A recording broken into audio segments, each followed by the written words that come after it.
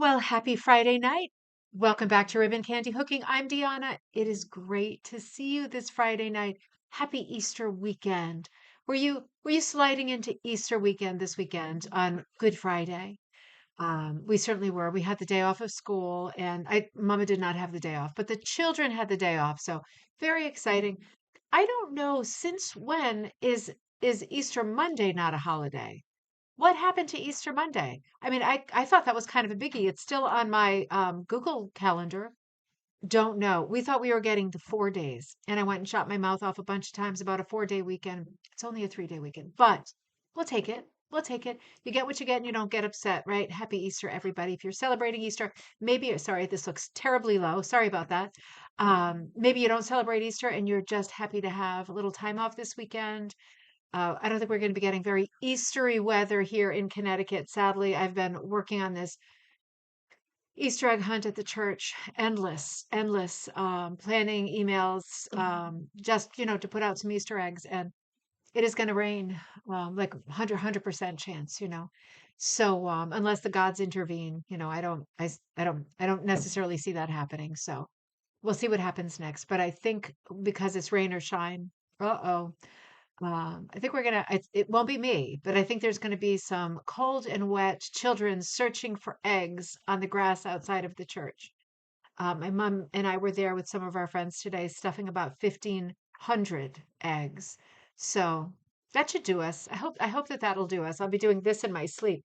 You know how with those little plastic eggs, they're like so cheap, I guess as they should be, because they get damaged and you store them and you want to recycle them next year and half of them are broken and you can't find the match to them and you've got five bottoms and no tops and all that kind of stuff. They're just like bathing suits, right? And socks and that kind of thing. Anything that comes in twos and they just don't work that well. There was a couple of times like some of the ladies were so nice to come in and help me stuff. I wrote a long poem that was like a Dr. Seuss-esque poem, right? That's an estate that's locked up pretty tight. It was long and stupid about you can stuff in your PJs, you can stuff in your tux. And the last verse was something like you can stuff in a dither, you can stuff in a huff. The main thing is mainly to stuff. And a bunch of us showed up and were stuffing today. And it was funny because some of the eggs, particularly the ones that were shaped as a bunny with ears and everything, like literally like atomized in my friend Janet's hands. Like she literally kept closing these specific types of eggs. They were recycled ones from past years. And like an egg this size, how many pieces do you think that can break into? Because like in my mind, like four, like five, this was like atoms, like it was like dust, like a couple of times I thought she cut her hand, and I thought, oh my God, should we have signed a waiver to stuff the eggs? All good, all good. So glad that it's done. I hope that you are ready for your weekend, whatever that looks like. We're not. I mean, we're ready at the church for the rain and for the kids to come, like the running of the bulls. We're not quite ready for my kids yet, but we'll be ready when the time comes. Uh, Happy Friday, everybody. Good to see you. And I'm really happy that we're doing this on a sort of holiday weekend, long weekend. Makes it extra special. I didn't get as many entries as usual, so it won't be as long of a night as usual, but we will have just as much fun, won't we? Um, Sage Gardens. Ruth, great to see you. I just realized I hadn't seen you for a while. Great to see you. Hope things are going well there with you and Richard. Cheryl, great to see you on the Cape. Cheers, my dears. Great to see you. This is water, not vodka,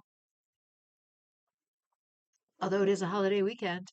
Melissa, great to see you. Hello, everyone. I'm hooking the second in the Little Mouse series. Margot, are you doing traditional hooking with them?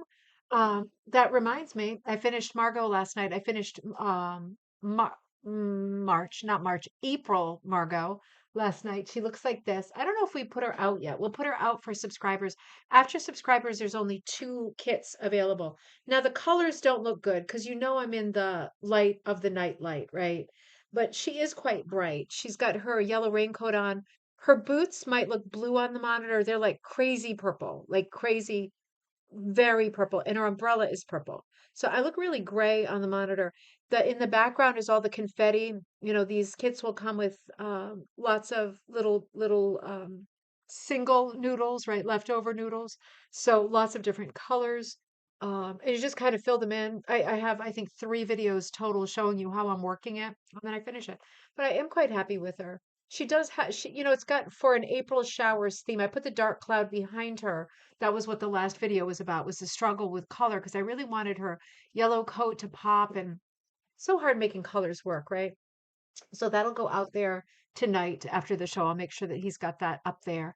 And yeah, so that'll go out to the subscribers first, and then there'll be 2 kits left over. And of course, infinite um, patterns on any backing. And PDF downloads, of course. So all of that is always available. Barbara Cornish said the other day, we were talking about Margot the Mouse series, because she's busy with a lot of projects too, and she hooked a hell of a lot for the Rose book. She's hooking a lot for Spilling the Tea, right? The next book that comes out.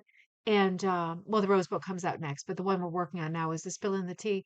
And she's got a lot of projects, but she said, you know, she's thinking about doing the Margot, the Mousehole Farm, right? The Months at Mousehole Farm series as mini punch. And I thought, ooh, that's such a good idea. Imagine like 12 like small ones, like in one frame for the whole year, because they are quite seasonally appropriate. You know how I'm incapable of giving you a kit with colors that aren't appropriate to like the season represented in the piece. I'm a strong holiday and season person. I don't have that flexibility within me to say like, oh, we could do something for autumn that still has bright colors. And no, we can't. Well, I can't anyway. So that, I thought that was a really cute idea. We'll see if she finds time for that. It's all about time, isn't it? All right, let's see. Catherine, great to see you. Cheers, my dears, on cocktail night from Missouri, where you're waiting for thunderstorms to roll in. Oh, snappies. Well, the snow. Uh-oh. Did I just jinx us? The rain is certainly coming, isn't it? I'm sorry. It's such a bummer. It's such a bummer. Everyone wants to wear their pretty stuff on Easter. I've got my 80s style sweater on. I'm tucked into my sweatpants as usual, but I got my 80s style sweater on. I thought a little bit of an Easter color thing happening. It's going to be hard to have Easter color stuff and Easter hats on Easter if it's going to rain as much as they say it's going to rain. And I kind of believe them. It's been the same forecast all week, sadly. Bummer.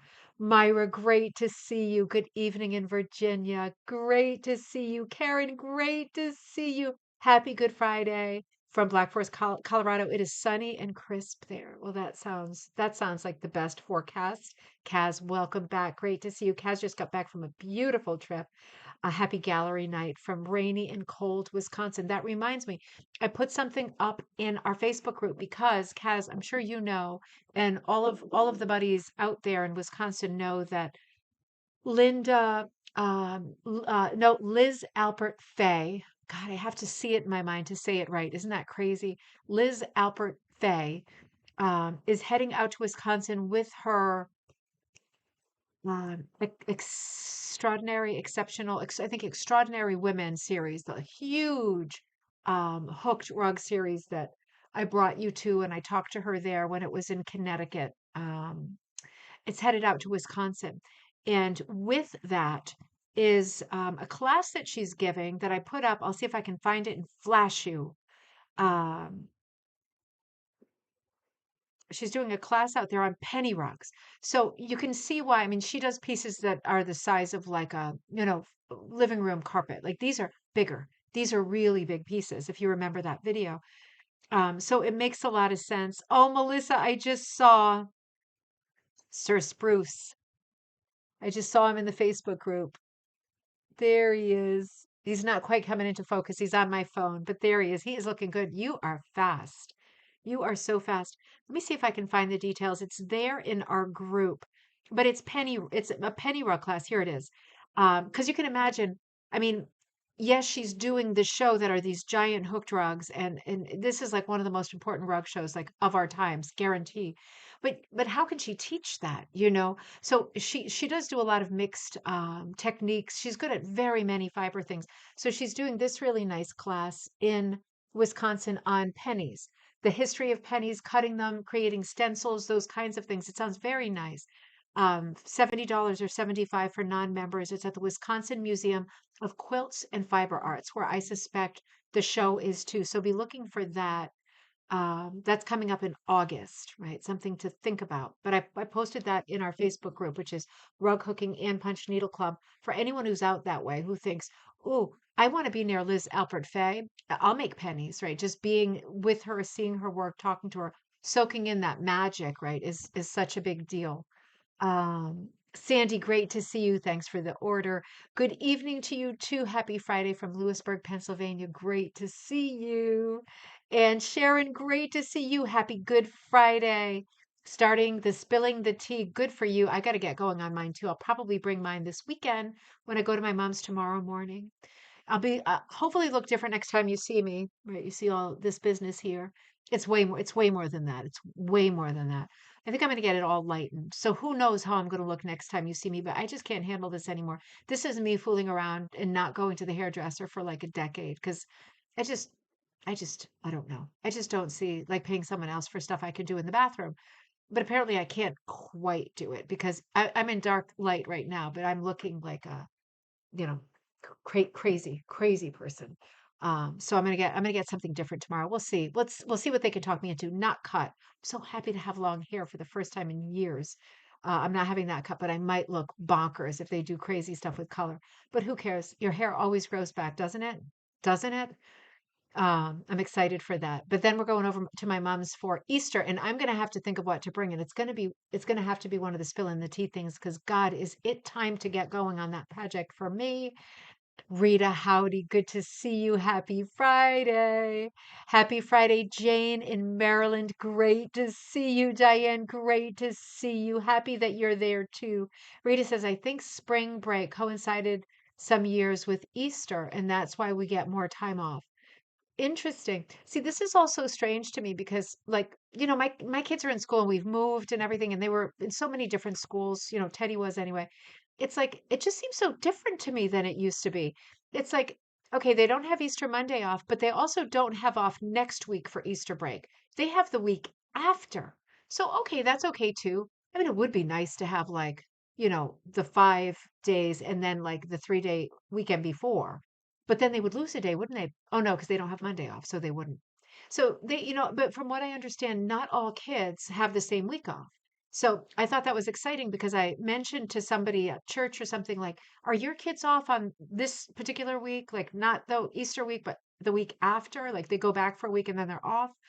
By the time their heads are in the game, they're off again. And she said, no, they're off this coming week. And I thought, ooh, okay.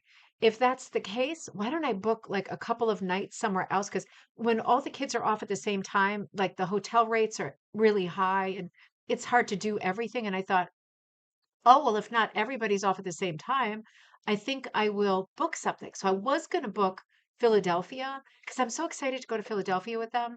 And then I talked myself out of it in the middle of the night, a couple nights ago, because I thought, I still want to go to Philadelphia with them. But you know how when you take a trip to a city, you accidentally spend literally 20 times more than you thought because everything is so expensive and there's nothing you can do about it. And, even like at the hotel, it's like, oh, it's going to be like another 70 a night to park your car because it's a city. And it's like, ooh, okay. Okay. And then it's like, when you're in a city, and I love visiting cities. I do. We love going to New York. We love going to Boston. But I mean, when you're there, it's like, oh, I'm hungry for a $13 hamburger. Well, we don't have that in the entire city. We have a $35 hamburger, but we don't have a $13 hamburger. So it's kind of scary with four people because it's like, well, how much are we planning to spend on this impromptu trip? So instead, I booked a couple of nights in Rockport, in Cape Ann, so Massachusetts, because I thought, I know what that is. I know what it means. I know what it entails. And I also know that when I know that what the hotel costs, it's like $100 a night, like fantastic, right? And you get breakfast. And I know that if we're hungry for food and we want a $13 burger, we will be able to find it with the car because you can just drive to a diner. So that's such a big difference, isn't it? Particularly with four kids, with not four kids, two kids, but four of us now. Um, you know, it's a lot going to a city. Something to think about. But we are looking forward to that. I'll give you some warning on that. It won't affect our shows because we're going Tuesday, Wednesday, Thursday. See what I did there? Being thoughtful about our time together because it means a lot to me. Gail, good morning. Hey, I was going to say happy Easter, not quite yet. One more day, Gail. Gail's in Australia, so you are way ahead of us, but not that far ahead of us. Happy Easter weekend to you too. You have 4 days off there. That sounds civilized to me. I guess maybe it's like it's a Christian thing to get the 4 days off, and obviously not everybody is Christian. We are not, but we celebrate every holiday because we're good like that. We celebrate absolutely everything. In fact, today was, I think it's Seder, the Jewish holiday, and I did it last year at the church. It's a big dinner in the evening, and I was going to do it, but then I remembered that last week we did a Zoom format instead of this kind of a format. And I also forgot to record it. I would have edited it if you were there, but and you remember. But I thought I don't want to take 2 Fridays off in a row. And I did go last year and it was beautiful, but everybody's celebrating something this weekend, more or less. And everything is beautiful, beautiful, and has all of the great sort of virtues of spring, right? Hopeful things to think about. Tamarack, NWT, gorgeous sunny weather in Yellowknife. Lonnie, that's you. Is it really? And is it really? Because you had it so cold. I used one of your images as the thumbnail because although it wasn't like a spring, what we think of, I love what you wrote about how spring is different where you are. And it made me think, yeah, you are getting very different weather in the spring. I say spring like everyone lives in New England, and that is a bit ignorant, isn't it? We're all getting a different springtime. We just had a great cross country ski. There we go. Our big melt has started. That is exciting. It's spring. It's almost spring, but you're still getting to cross country ski. That sounds like the best of both worlds. Diane, great to see you. Hooking, dashing, George. Oh, how fun. Quilly cherries done. Oh, I can't wait to see those while watching a monster tornado trying to form west of Bloomington, Illinois. You'll have to go and watch the replays after this. Hooking over drama. There we go. Priorities, right? It's all about priorities. Oh, I didn't know that. That's crazy. I hope everything is all right and everybody is all right. That's the scariest one, the big T, right? As it comes barreling along. Susan, great to see you. Susan, what do you think? You think you're going to go to that thing? Um, everybody, and anyone who is near Massachusetts, let me say this before I forget. And Susan, I'm wondering if you are going to go. So let me pull up the date. Massachusetts people, Bedford, Massachusetts, which is near, it looked on the map to be for me near like Concord and Lexington, that kind of area. I made a commitment to head up there on Saturday, August 11th. Nope, Saturday, April 11th, like so soon. Saturday, April 11th, Bedford, Mass. Hookin. That's at the region number 1 Hookin. So I fell asleep at the wheel because I advertised it in our Facebook group. It is a beautiful Hookin. They've got a bunch of vendors. I don't know how many, but I do know that my buddies Haley and Naomi will be there, and I know Fluff and Peachy Bean will be there, and I don't know who else is there because I forgot about it. I posted it and I thought, oh, I'll sign up for that, and then I dropped the ball. And the sign up closed, but I got in touch with Rachel, who is the organizer for it yesterday. And I said, can I come? I won't be able to stay for hours for the hook. And it is a long drive for me. And I'll probably piggyback it with doing something with the kids because it is a Saturday. But I did make a commitment to go. I will go because I want to photograph their special rug exhibit for the Ather Region number 1 Bedford Hook-In. Again, Saturday, April 11th. Yes, April 11th. Um, it's got a moon theme. So she wrote like, oh, people will be bringing their moon rugs. And I thought, oh God, I've got to go see the moon rugs no matter how much gas costs. And it's a lot. I got to see those moon rugs. So I'm going to drive up there. And I wonder if anyone else is just finding out for the first time that there is this hook-in coming up because I said to Rachel, I know it's past the time. I know we hit the due date, but are there any seats left for people who want to go and hook? She said there were 8 seats left, and that was yesterday. So there could be less today. But and I didn't take one of those seats. That doesn't include me. I'm going, but I didn't take one of those seats.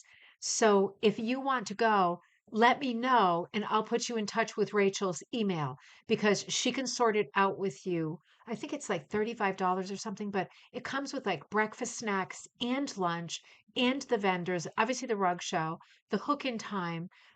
There's all kinds of stuff going on during the day, and you're being fed at like two different times, which I think is very generous. So let me know if you're interested in that Bedford, Massachusetts hook in on April 11th. I would love to see you there, and I will definitely be there. I'm going to be there in the morning when it opens for maybe 2+ hours kind of thing. So let me know if you're interested in that. You can email me at ribboncandyhooking@gmail.com. Rachel said she was going to send me a flyer. I think she forgot for an image. Yeah, I don't have the flyer. But if I have it, I'll post it in our group. But remember, with only 8 seats left, right? Sooner is better than later. So think about that because that could be a time when we could get together, have some fun in Bedford, Massachusetts. Going better. Okay, Ruth, I'm happy to hear that. Linda, great to see you. Cheers, my dears in New Jersey. Joyce, great to see you, my buddy in Pennsylvania. Happy Friday. And Diane says, Margot April looks so great. I've enjoyed the Margot videos, educational and inspiring. That was a bit of dyslexia. Other way around.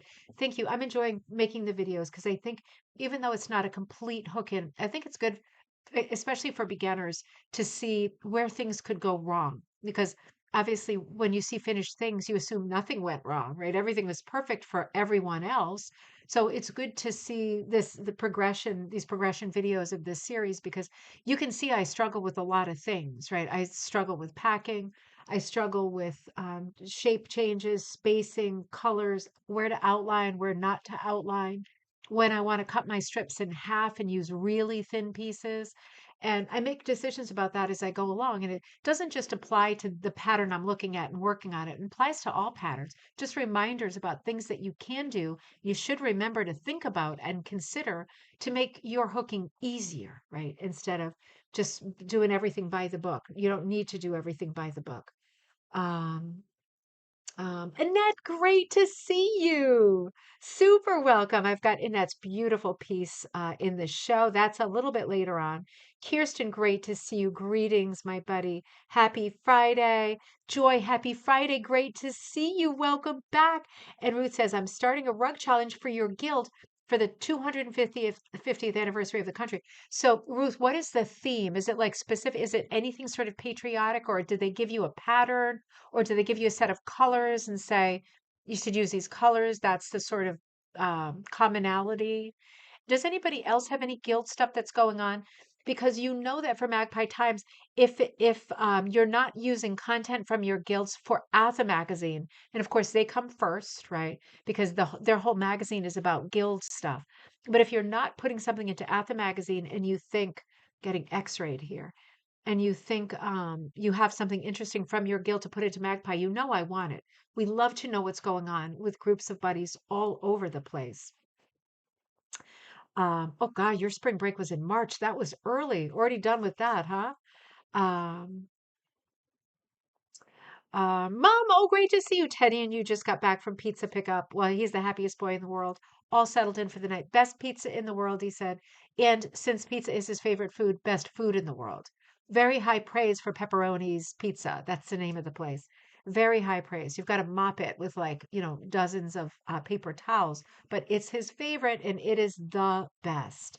You have Monday off as well. How funny. Isn't it funny that it's so different for all of us? I guess it's good that it's not standardized because we get different times to be on the road, be in restaurants, right? Be in hotels, all of that. Lachelle, great to see you. Hello from Nebraska. I hope things are going well there. I've been so worried about that. Um, yes, I used your thumbnail, Lonnie. Am I saying it right? I know I've asked you this before because I'm thinking it could also be Laney. I know it's hard to spell. I'm sure spelt it phonetically. I'm so sorry. I'm such a dingbat. But yes, I love the piece that you sent. I think it's one of the first pieces that are up because no, spring is not the same for all of us. Gail included in Australia, right? She's got a very different spring than we've got here. We're all seeing spring in different ways and at different times. Oh, Lar, great to see you. Where spring has sprung in the desert there in Las Vegas. Oh, great to see you. Happy Friday. Dan says, "Oh, can't be there. I want to see the moon rugs desperately. I'm gonna. I don't. I'll try to take a video. That's my first choice, but I'll definitely take photos of them. Depends on how much noise there is. If I can take a video, I'll do a sneaky deaky. But I will definitely, I mean, that's the main reason I'm driving like 2.5 hours each way. It's because I want to see these moon rugs. And Rachel did say it might be that two people bring the moon rugs. I still think they sound so mysterious and interesting that I think it's still worth the ride. I want to see what people do with those moon rugs. Um, Packing is a virtue. That's a great slogan for a rug. Packing is a virtue. That is good. I see that as a bumper sticker as well. People wouldn't get that, but us, right? With a hook, hookers would get it, and hookers would love it. Laani. Okay, let me write that down. I am so sorry. I keep doing stupid stuff. Lawn E. I am so sorry about that. What a beaut, huh? I'm going to put it on a different piece of paper that never goes away. Lonnie. Lonnie provided us with the thumbnail, which was so, so pretty. It was just so different. Um, I just had to use it. It gives me such a great starting. Sorry, wrong show. Talking point. That we'll come up to that one later. Now let's get started because even though I didn't get as much content as usual, and I know it's because of the weekend, because everybody's busy. We still have lots to look at, and it's all beautiful. So let's start here with my friend Colleen Tiefenthal's piece. Isn't it great when you see a small piece like this that has so much character, so colorful, so cheering, popped into a frame? And you think to yourself, yep, I can do that. That's a really easy way to finish. You know where to find frames. You know you can get deals on frames. You know flea market season, yard sale season is starting. You're going to be tripping over frames everywhere you turn. Might as well pick up the ones you like the best and do something great like this. Because when you hook a small piece, and Colleen didn't say what the size was, but when you hook a small piece, you always have that thought, don't you? Is it going to be a mug rug? Is it going to be like a coaster? Is it going to be like I don't know, a mouse thing? Like we don't really use mouse pads that much anymore. I don't know if this would a hooked rug would be a good one. But you think to yourself, how can I use it? Well, you make it a lot more sort of theatrical. You give it a lot more presence and interest when you pop it into a frame. And you're sewing back the edges, aren't you? You could even, depending on the frame, it might even fit into the frame. But it makes such a big difference. It's very grand to put a small piece into a frame, right? It really catches your eye and keeps your eye. I want to stop and say, Paula, great to see you. It is very windy in Southern California, which has started, oh, stop it, a huge fire. But the location of the fire hasn't been identified. Oh, you must be joking. I am so sorry to hear that. I am so sorry. Already trouble with fires. All I can say, I'm not going to start. All I can say is I hope that it is not a bad fire season, right? Fire's already started. That's not a good start. I hope that the support is there immediately when it is needed. I hope it is forthcoming and immediate, right? Very sorry to hear that. Keep us updated on that, and I'll be watching the news for that story as well. Oh, yeah, yeah. And it says so pretty. Love the colors. Diane says charm, charm, charm on the heart on the house. Absolutely. Well, you know what Colleen said? She just said a spring piece evoking thoughts of home and family. She loves her family. She loves her house. I've been to her house. It is in such a beautiful part of Maryland. I think it's called Northeast Maryland. It's a town. Sounds like a direction, but it's a town. And it is a beautiful house. Her pets, her family. She's very happy there. I recorded a video with her when I was down there. I hope you saw that. That's still there on the Ribbon Candy Hooking channel. So nice to see her house and spend time with her. She's got so many great ideas because remember, she's not just a hooker, she's a great painter. So she does a lot of beautiful designing and she does a lot of media. She works in a lot of mediums besides fiber. So really interesting studio and really fun video. But yeah, this reminded her of home. That's what that heart is all about. We are making our own path. Okay, so Ruth, for your guild challenge, you are making your own patterns and it's patriotic. Ruth, did they say like it had to be, were there any specs? Did they say like it has to be a certain size kind of a thing? Or is it just like let it rip kind of thing? Yeah, Diane said sending rain, sending thoughts of rain and hopefully actually clouds of rain. Push them in the sky, get the wind going, right? Like a whirlpool, get them over there. Um, so you designed it. Oh, Ruth, I'm going to be so interested in seeing that. That sounds wonderful. Yeah.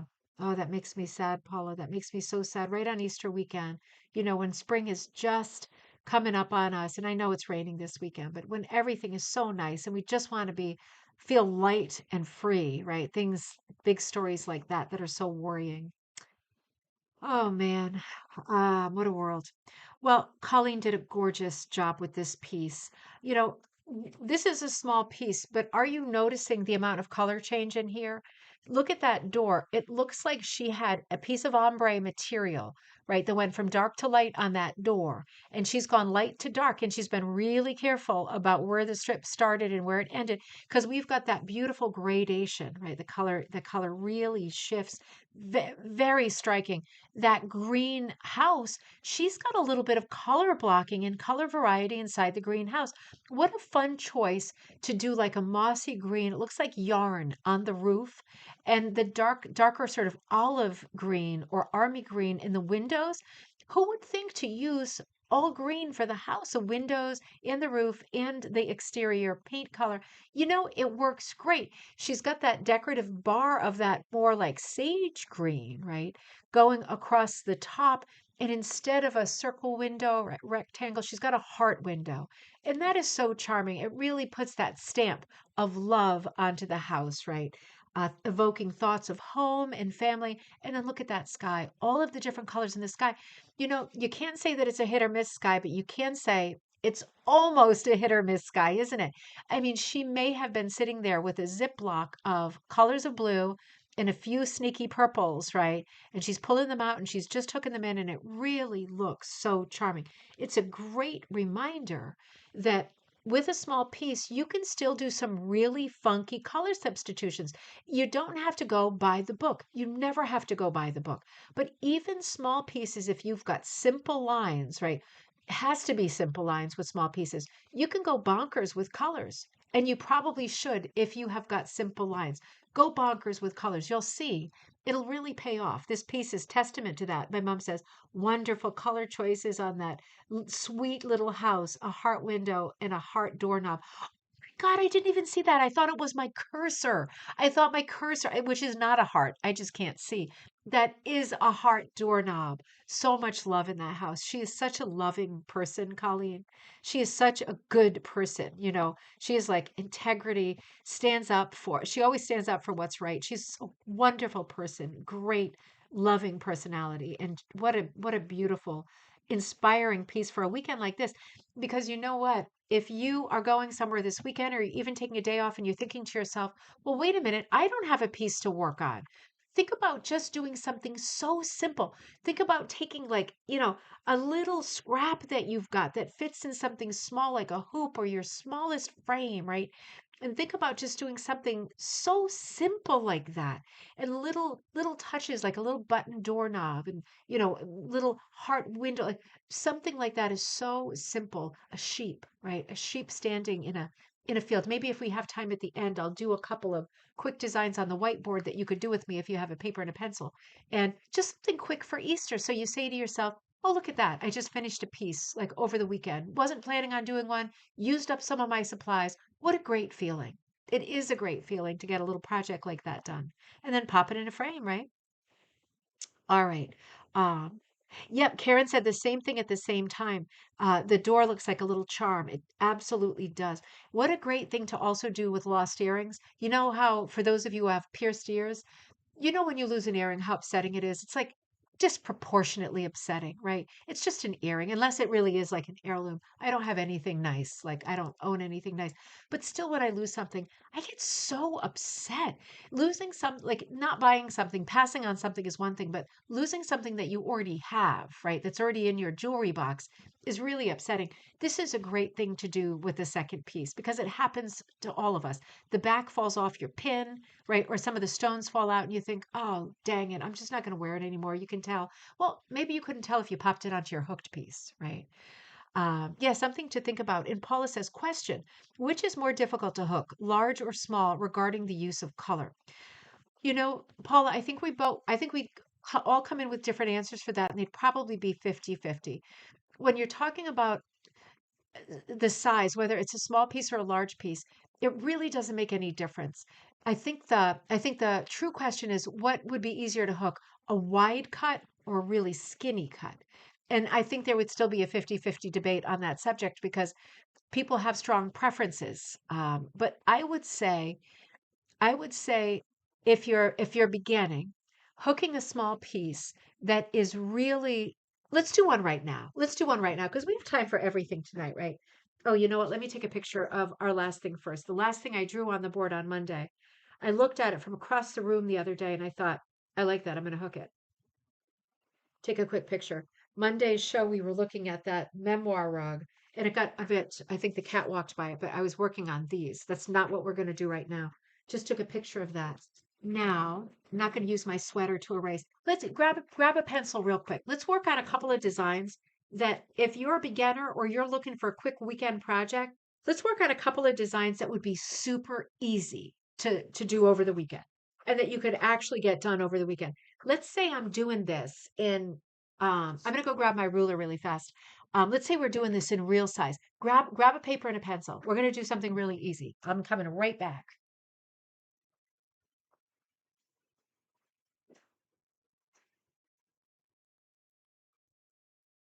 All right, so I've got my ruler square. I've got my quilter square. Put my light on a little bit more. There we go. I've got my quilter square. I don't know if I want to do it this big. This is 9.5. That's a bit too big. Let's make it smaller. What should we do? Like 6? Let's do something really small. Because if we're serious about wanting to do something silly and small for the weekend, I'm going to make it 6. So let me draw out a square. You just draw a rough square, right? And we'll worry about it later. Let me do something that's about, nah, 6 is too small. I'm going to do 8. I'm going to do 8. Let's see. 8. And let me square us out. So I'm doing an 8 by 8 here. It's not going to be perfect, that's for sure. But it'll be fun. Paula, the thing is, this is not the craft for perfection. It's never been what it's about. It's not what it's for. There are people who are very technical hookers who love the perfection part of it. That's the part they like. So they're hearing me, my mouth run and saying, "Well, no, not for me. I love perfection." It's not where the craft started. It's there for you if that's something that you like, right? If you like things like very detailed, very technical, but it's not where the craft started. It doesn't have to be where you are. So let's think of something really simple to do. Let's do a sheep, like for Easter weekend, right? Let's do something that's like a sheep. So let me think about, just if you're designing something really small like this, you don't want a lot of funny business, right? You don't need a lot of funny business. Let's do something small like, do we want the sheep in the middle? I don't want to do something too Eastery because I know not everybody celebrates Easter or appreciates, right? Talk about like holidays that they don't celebrate. But we could still do a sheep. We could do a house. We could do more than one. Let's do a sheep. So I'm going to do a little snout like this. It might be that my proportions are kind of off. And let's do fluffy head, right? They have the cutest little fluffy heads. Let's do fluffy head like this. And let's give him an ear over here. Let's make it so that his little face and his little ear, right? And you could put his ear, wherever. You could put it up if you want. And then I'm going to make him like a big fluffy Duffy. Let's make him a big fluffy Duffy, like he needs to get sheared, right? Sooner rather than later. We'll make him a big fluffy Duffy, like a big rectangle like this, right? And then we give him a little nubbin tail, so that should be part of the white. And then so now we think like, okay, off to a decent start. What else could we do with him? I think I put him too low. So why don't we cut this and move that down here about this much, right? I think I put him down low, too down low. Now, wait a minute. And let's see. So we want to keep it simple, right? We want to keep it really simple. So let's keep his legs like this, right? Just little guys like this. Really simple. Let's do like this, right? Really simple shapes. You could do something as simple as, right? And then down here, maybe you're just doing, maybe you love patterning. You want to do something very 60s looking. You could do a bunch of oversized daisies like this, right? That's a little bit busy, but you could do that if you wanted to. You could pattern out the whole grass with leaves and daisies, things like that, right? You could make the whole thing like that if you wanted to, right? That's a little more advanced, but you know what? This would be one row of stitching, right? Just one row of stitching, like boop, boop, boop, boop. You could even put a quilly in the middle if you wanted to, right? And if you didn't want to do that, you could keep the whole ground just hit or miss, right? Like, or you could do a combo. Super, super, super basic. And you could do something really simple in the sky, like just put a cloud behind him, right? And you might want the cloud to be like purple or pink or some kind of Eastery color. And then you could do whatever you wanted in the sky. That would be a super simple composition. This made it a bit busy, but without that, it's a super simple composition. You know what's even simpler? If you really wanted to do something totally simple, right? I mean, a sheep standing on the hill is fairly simple. But let's say you didn't even want that. You could make the sheep bigger, right? So this is still a small piece that we're talking about. Make the sheep bigger and right. So the sheep is bigger, but let's say it's still like 8 by 8 or something like that. Could do something like this. And then you could do like a simple border, like this kind of thing. Let's do log cabin, this kind of thing, right? And then you could even put a few confettis like my mouse in the background, right? Confettis are just single color noodles here and there for color, right? Just solid, single color. And you know what else you could do? If you've got your button jar out, right, you could fill his little body with buttons. Right? You could put the buttons and hook around the buttons, like he's got little curls and stuff. Right? That could be a super cute project. All these little buttons, and you could do your loops around the buttons. That could be really fun. Let's do one more quick one, and then we're going to keep going. Right? Let's do one that's more general. So Paula, the answer is large or small really doesn't matter. It matters that you're hooking in a style that you're super comfortable with, and you don't have to stop every 10 seconds to make decisions. That's the thing. One of the earliest designs in rug hooking is Magdalena Briner Eby's.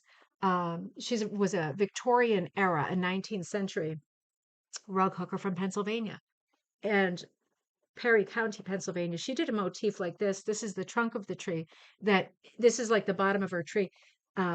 It was sometimes called cherry tree. I think it was a family tree.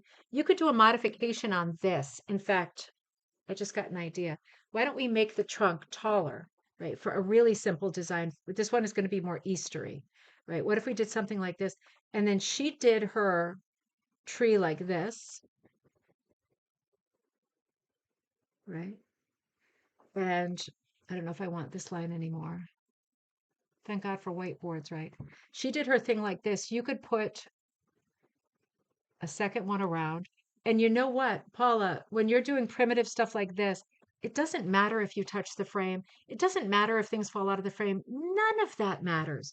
You could do something like this with eggs on it. That could be really cool. Some of them have stripes, some of them have polka dots. But Magdalena's tree typically has these circles.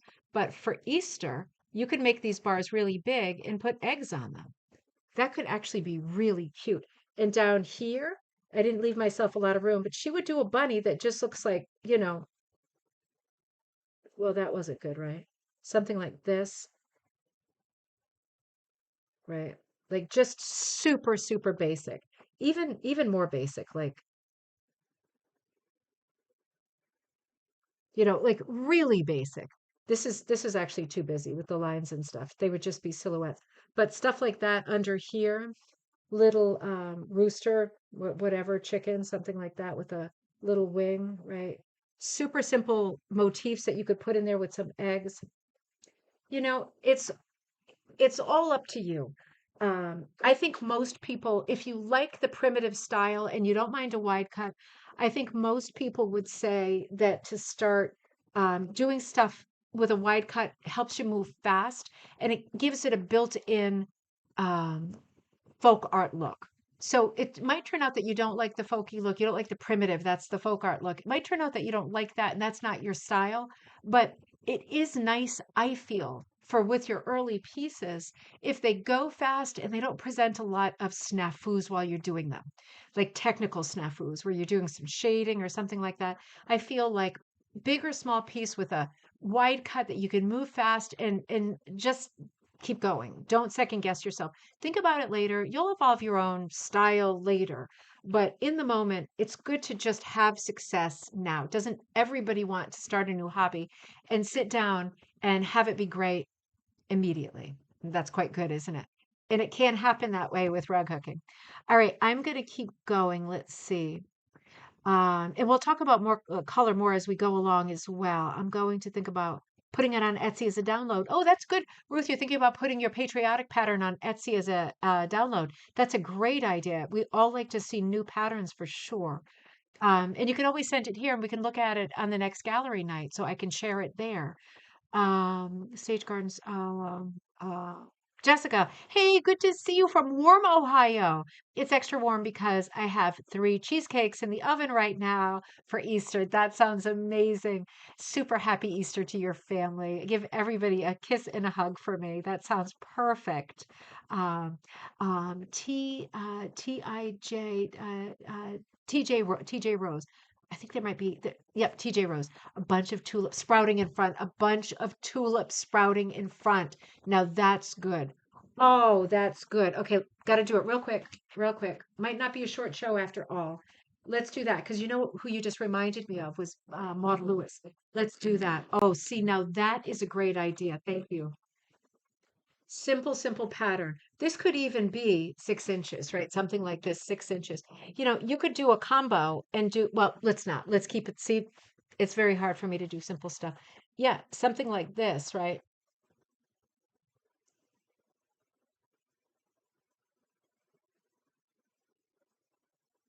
And it could even go off the page. There's no reason why it should.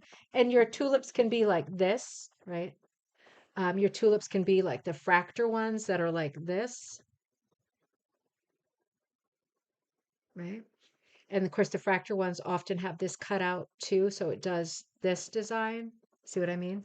Or they can just be like, these are like the Maud Lewis ones, right? Just boop and then that kind of business. What talk about a great color opportunity. You know, something like this, it is bothering me that it's touching, I gotta admit. Something like this with just a few tulips, you could even put a couple more in front, right? And you could put instead of they could be floating in space, but instead of a horizon line, you could just add some leaves that cover the bottom. So no horizon line, no realism, no grass, no sky, right? No sunset, no clouds, just something like this with a few leaves kind of hiding the bottom of the stems. So all you're dealing with is a graphic art design. And then we're just talking about colors. You could then split up your piece and make the leaves 2 different colors, right? So you've got a variety of colors there. You could do fun stuff with the tulips, like stripe them like that, or something like this, right? Or something like a upside down heart kind of thing. You could even make them connect, like this one down here. I don't like that heart, but you could do multiple hearts maybe. Rows of scallops, maybe with polka dots. Right? You could do some patterned with if you felt like it. And you could even do confetti in the background here. How Eastery would that look? It would either look like Easter or some little birds. Either way, super Eastery. Tulips, that's a great idea. Thank you. That's a great idea. What a simple thing to do. And colors, right? Because tulips come in every color that you're thinking of. But they also come in like dark purple, black, right? Tulips can be black. Um, whatever mood you're in, there's a tulip that's there for you. And yeah, you can use all of the colors. Um, of course. Karen said, do a lamb's tongue across the bottom. Uh-oh. One more. One more. That's a great idea. See, I love it when we do this. This is another thing Barbara said the other day. She said, you got to do more sketch stuff live because it gets people going on patterns at home, also solves problems. Let's just define that for those of you who don't know what that means. Lamb's tongue pattern is a traditional rug hooking pattern. We see it in everything. We see it in architecture. We see it in uh, furniture. A lamb's tongue looks like this. And of course, when you get a lamb's tongue going, you have your option if you want to put more lamb's tongues in it. So sometimes lamb's tongues are the horizon for something else. You could either even do them like 2 story if you wanted to. You could even do like this is very Dr. Seuss, but some kind of a little Jacobean tree coming down, right? Got to plant the tree a little bit better.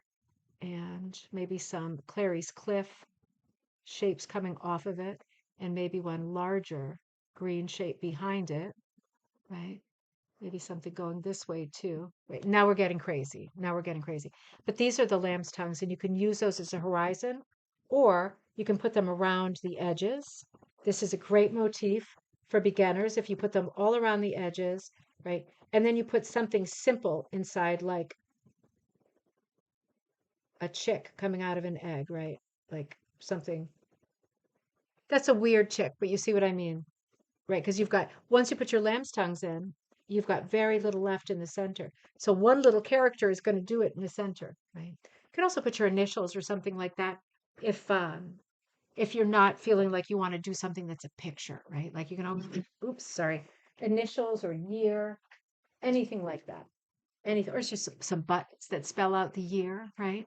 That would be really cute, or that spell out the word Easter. How cute would that be? Lamb's tongues around the edges, and then spell out Easter or spring with buttons, or scattered joy, or something like that, right? All right, let's see. Let me make sure I'm caught up. What is primitive in other psychs? In other psychs, primitive means primitive is a rug hooking term. It's very naive style, like classic folk art, like untrained, right? Primitive is like, in rug hooking terms, it's defined as many things, but usually all together. So a very a, a composition with very simple lines, very folk art, very simple lines, typically hooked in a really wide cut. So a primitive cut for rug hookers is a number 8 or above, right? Higher is even more primitive looking. Primitive designs usually include um, hues, like there is a primitive color palette. And again, who needs rules? But the traditional primitive color palette is a lot of neutrals, like brown backgrounds, gray, right? Lots of like sort of working, because primitives are based on Victorian era rug hook designs, very simple, untrained designs. And of course, with cut up clothes, made with cut up clothes. So lots and lots of browns and sort of um, um I don't want to put a negative spin on it, but like it's kind of a drab color palette, right, with a few pops. So color palette also sort of indicates a primitive, and also little touches like things are wrong. You've got a tiny little house and a rabbit that's much bigger jumping over the house, right? That's the sign of a primitive, because primitive designs don't care about perspective and realism. That's the definition of primitive. So a primitive design, you see crazy stuff coming back to Colleen's house. You see crazy stuff like a little house down here, right? A little house with a cute little chimney or whatever. And then here comes this rabbit, right? Where's his face? Something like this, right? Here comes this rabbit over it, and he's this big. And then, there's all these trees down here that are little, right? And little door, little house, everything is right. And here's the rabbit, and he's bigger than everything else. That's another sign of something primitive. Everything is out of perspective, out of proportion, right? That's another thing that makes something a primitive. Do you need to have all of those things together in one piece for it to be properly primitive? No, but we don't really have an in stone definition of how many things, how many traditionally primitive things do have to be present in one piece for us to call it primitive? That's up for grabs. That's a moving target. That's something that changes every time someone new does a primitive piece, and we look at it, we say, "Ooh, that's a primitive piece because of the composition," right? Because there's a giant bunny in a tiny house and it's hooked in wide strips, but maybe it's all neon colors or pastel colors. And we think, but it's not a primitive because it's not the right colors. Might still be a primitive. Nobody is the boss of this conversation. Nobody is the boss. But those are things that we traditionally associate with primitive rug hooking style. It will change as time goes on for sure. And we will talk more about styles. Maud, and that is your favorite, of course, because you're Canadian, right? Of course. Ruth says, could you just do a big patterned Easter egg? What a great idea. Yeah, that's a great idea. That's a really good idea, Ruth. So, yeah, you could do that. That's a great hit or miss project for. I put away my square pretty quickly, right? Because I'm not a neat worker. Let's do one of those. Let's do a simple, could be coaster size, could be a little bit bigger. Let's do one big, and let's make it primitive. Um, I'm not going to make it perfect, right? I'm going to make it big like this, right? And then you could do it. Ooh, this could be really funny. You could do it patterned. I would say if it's primitive, I would choose one pattern for it. In other words, I wouldn't like change the patterning as I went up. Let's do polka dot, right? Just it could be different size polka dots and of course different color polka dots. That could be really cute. And because my egg I was thinking, could we put a thing on it? But it's going to become confusing. Because my egg is round, the very nature of an egg with polka dots, that's it. Then my brain goes, what can we do to get rid of the round? What can we do to upset things? Because everything is so round right now. Well, if you did this for your pattern this weekend, why don't you do something like this for the border? Because this is not round. Do like little pennant flags, And like these are little Sharpies, make them different. Um, Lengths, different sizes. You could do your lamb's tongues too. You could even put polka dots on them. That would look super pretty, right? But you see what I mean, kind of cutting up the interest here was that maybe that is very sort of sawtooth and very sharp. But when you're doing something as simple as an egg, I could have also done one more idea. I could have also done something like this. Doesn't have to be quite that extreme, but say I just do want the one egg. I'll give you some quick choices in the corners. Say the egg is your main composition. You could do in the corners like a bunny head with two ears like that in each corner. You know what I mean? You could even put like the eyes. Say this is the corner. You could do like a head like this with two bunny ears. And the tippity tip, I'm off the screen, could be the nose, right? Could be the nose. And then you've got eyes like that. You could put that in all four corners like peeps, right? Like peeps. You could also do in the corners a flower, like a really busy flower like this, right? And you could even have tendrils coming off of it. How pretty would that be? In all different ways, right? Hit or miss, crazy times. You could also do blockies, right? You could do like a border that's blocks like this, and you could have polka dots in some, or stripes or crosses in the other. That could be really nice too. Try to think of a fourth idea. Well, you could just do your lamb's tongue in the corner, right? So even with a simple egg, you don't have to have anything in the background. But if you got your egg in there and then you thought, oh, I think I need a little more something. What else could I do? There's so many things that you could do just using an egg. Maybe you don't want any of this nonsense. Maybe you want just a much more simple egg. Maybe you want stripes or zigzags on the egg. Maybe you want, this is it, I swear, this is the end. Maybe you want a landscape on the egg, like a hill with a cute little house, like a little salt box house, little chimney, cute door, trees growing on the sides, right? Maybe you want a little house like this on the egg, and maybe there's pretty grass there, right? Maybe there's some big trees or even flowers coming down. Right. So then if you did that, I would say, if you do that, if you make an egg and you put a little picture on the egg, I would say, don't do this business. Right. You got to balance yourself out, right? You got to balance out your design. Oh, I just accidentally erased half the design. You got to balance out your design. It's just like if you are wearing, you might not agree with this, so I hope this isn't a naughty thing to say, but like if I'm wearing something like a skirt that's a little on the short side, certainly not going to wear like a low cut shirt. You see what I'm saying? If you're female, you know what I'm saying. This is the same principle. If you've got a lot going on here, you shouldn't have a lot going on here, right? Because they're just going to cancel each other out. It's too much, right? It's too much. So if you're doing something fancy pants like this on the egg, I would just do photo corners like that, something simple, maybe a square or a lamb's tongue in the corner or nothing in the corner. But this is another fun idea, just doing an egg shape. You know what else is the Ukrainian eggs, right? Particularly for right now. They did all kinds of beautiful designs and stuff on the Ukrainian eggs. We do have a nice egg picture coming up from Karen Garby later. That's something else that you can think about for this weekend. Really good ideas. Thank you for brainstorming with me. That was really fun. I wanted to talk about ideas tonight because we are headed into a holiday weekend. And if you're like me, um, you don't know what you're bringing away with you yet this weekend. And maybe you're just going to draw something on your backing. Do it, do it, do it, do it. Seriously, do it. Just do it. You're going to have so much fun with it. The less you think about it, the less you have to lose, right? The less time you spend on it, the less you have to lose. Just put something on backing, bring whatever materials you have, cut up some pantyhose, bring your old underpants, cut them up, just do it and see what happens. You're going to be surprised. All right. Let me come back. Jessica, I love it too. It's so fun doing that. That could be a whole show. It is. It's fun to brainstorm together too. And you all probably saw that and thought, oh, wait a minute, she's not thinking of the best idea. Now it's your idea. Gail says, I know my brain never stops. I wish it would, though. I wish sometimes it would.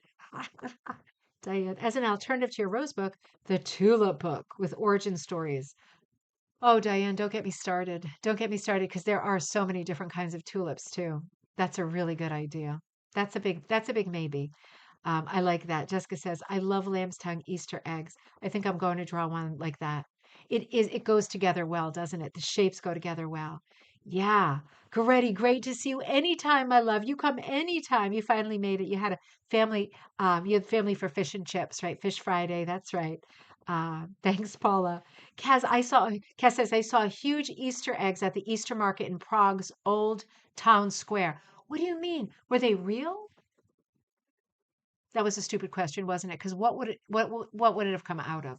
They were like not real, right? If they were really huge. So we don't have like dodos and stuff walking the earth anymore. That was really stupid. Sorry. I'm dying to see what those eggs look like. If you send me a picture, I can show it on the camera, Kaz, if you have time. Um, love the corner bunnies. Yeah, Annette, corner bunnies. You can do corner bunnies. Do it.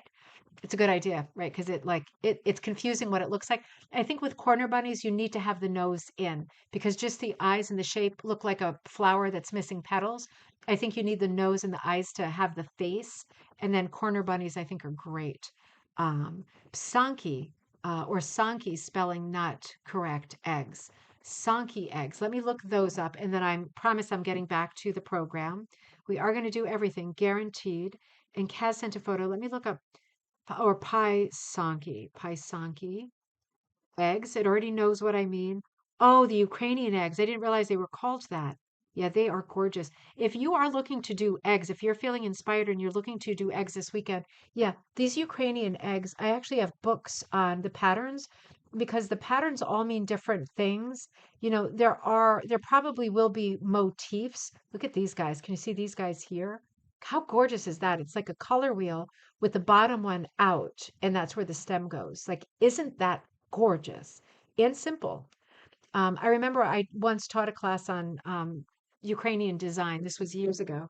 And I can't remember off the top of my head, but their symbols meant incredible things. Like some of them meant things that you would not expect. I remember the latter meant inspiration or growth, which you would expect. But a lot of their symbols meant things that were unexpected. So it's almost like looking at codes when you look at their eggs. But that's a good source to pull from this weekend. Escher bunnies. Yes. Escher, like tessellating the bunny, cutting a stencil that fits in one after the other. You could do a giant egg with an Escher bunny, right? Just a repeat design. And that would work because as soon as your eye clocked that's a bunny, then you would realize everything around it was also a bunny. That would make a beautiful pet. Okay, that did not come out of an animal's body, that's for sure, Kaz. Isn't that gorgeous? You saw that in the Old Town at Prague. That is absolutely gorgeous. Now, with an egg this size, yes, you can't afford to do what looks like sort of Delft tile designs on the top and then very fussy, almost like wallpaper design, right? It looks like it repeats around the egg probably 3 or 4 times.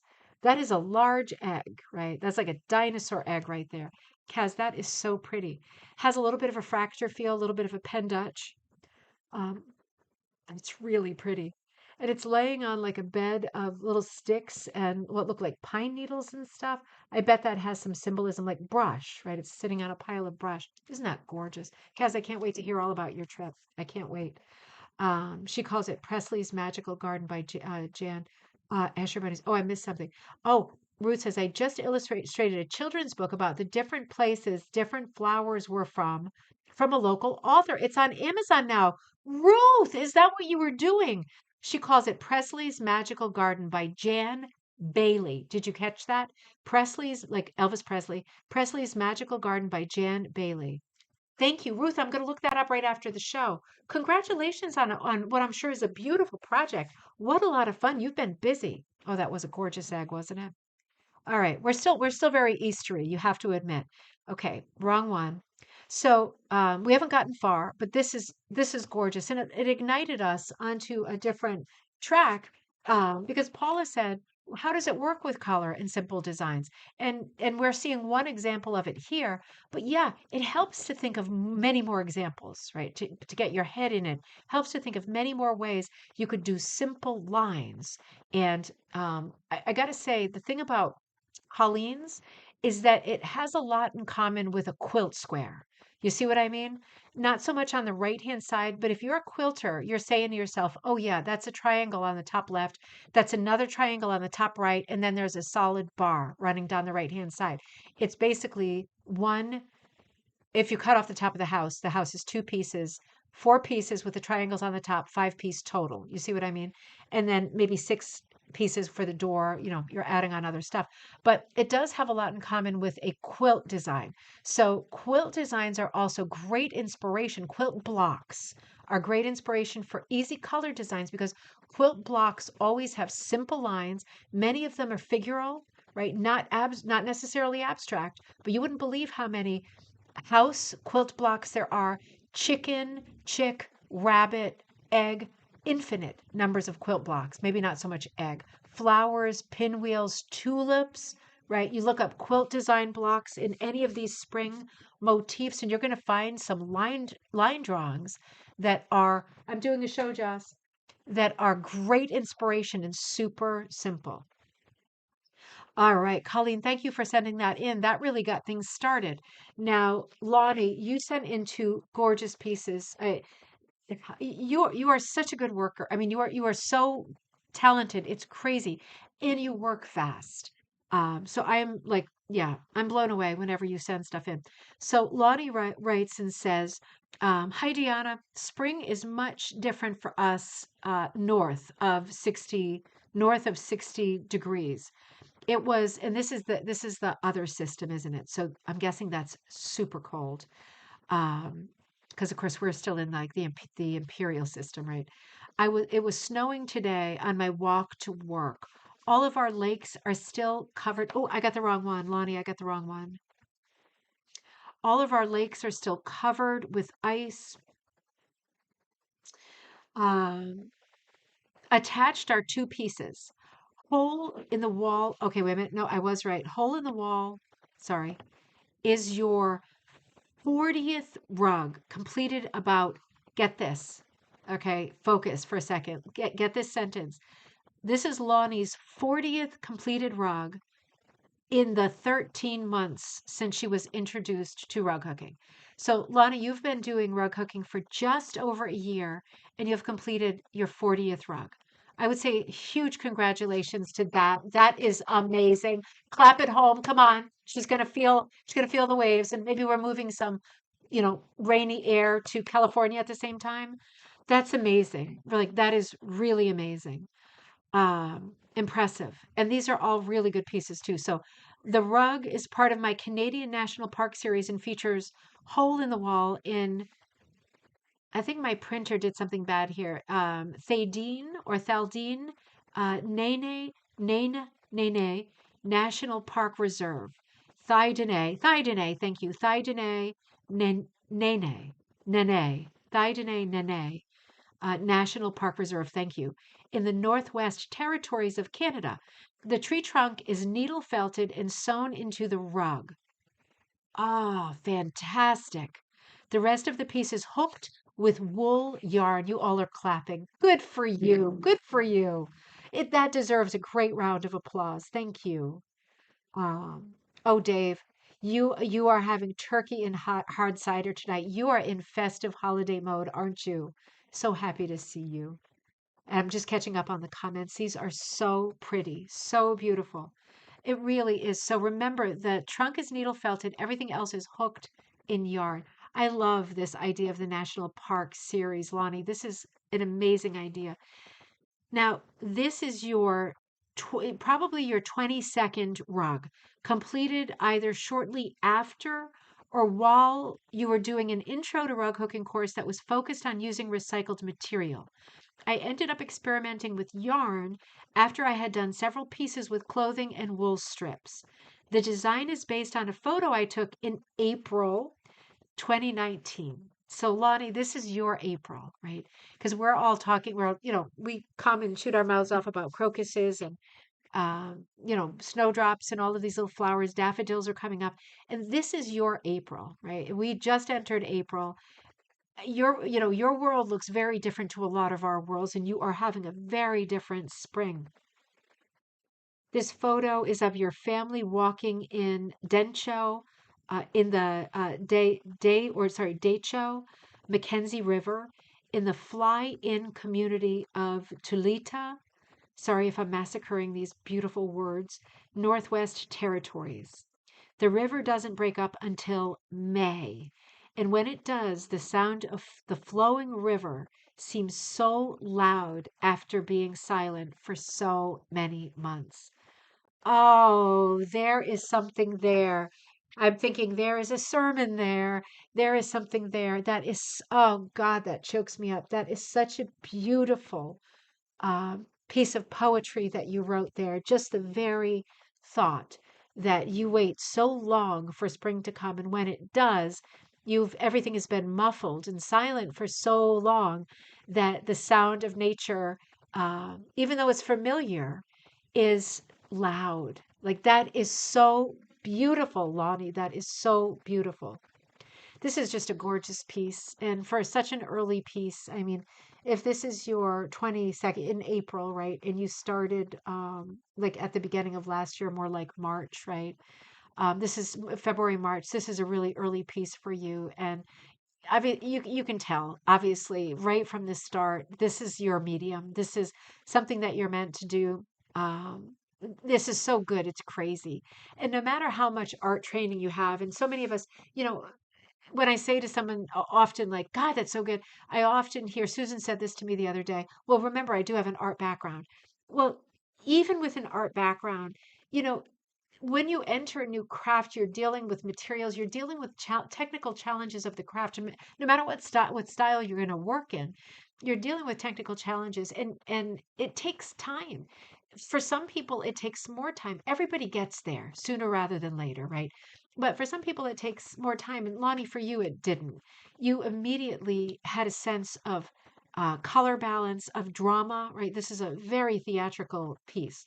The idea of using the silhouettes in place of trying to do more with color. And I get that it was a snowy landscape, and it was, we're seeing a little bit of earth, but it's mostly still white. In spring, we're seeing that beautiful blue sky, right? That is that beautiful, hopeful sky. In the distance, a tree line or a land line, and the activity, right? The four-legged friend, the other grown up, the two kids, right? Flecks of movement.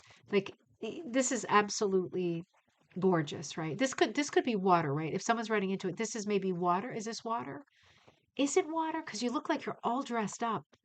But there is an absence of color, and most of this piece is neutral. All of it is neutral except for the blue because brown is considered a neutral. Karen says this is almost haunting. It is. It reminds me of those very old photographs, the oldest ones, where you know how if a person wasn't standing still, they would just be a blur. And if someone was standing still, like that famous first photograph of a street scene, and a shoe cleaner, because the guy who was polishing people's shoes stood still long enough waiting that he was in focus and nobody else was in focus. There's just like blurs. And those were people, right? That was energy. Those were lives that were moving. This reminds me of that, just the energy. And I agree. The silhouettes are so good.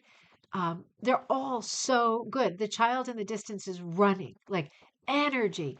The dog is right in between, right? Just being in the middle of the family as they do, happy, tail up, right? Happy in the mix.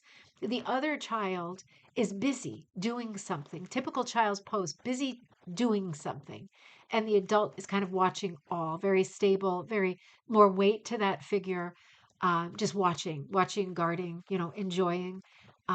Very different for silhouettes And for what I think is a smaller piece, um, each one of these silhouettes is very expressive. And the absence of color is, as Karen says, very haunting. It's a remarkable piece. And this is the piece I used for the um, thumbnail tonight. Laani, thank you for sending both of these in. These are absolutely gorgeous pieces. And I just love that you're working on a project of that scale, the national parks, and that you work this often, right? Here's another buddy who works all the time. Melissa Gauthier is another hooker that is just devoted. This is like a soul thing, right? This is just a constant. Melissa is always, always, always working. There are a handful of people who are always working. I wouldn't say I'm one of them. I'm very project oriented, and it's very easy for me to peel away when I have to work on Magpie or I have to teach or I have to speak or I have to do something else. It's very easy for me to peel away. And there are a bunch of you out there who are, it's more hardwired. It's in there, like it's unmissable. It's part of breathing. It's like breathing, right? Melissa is and Lonnie.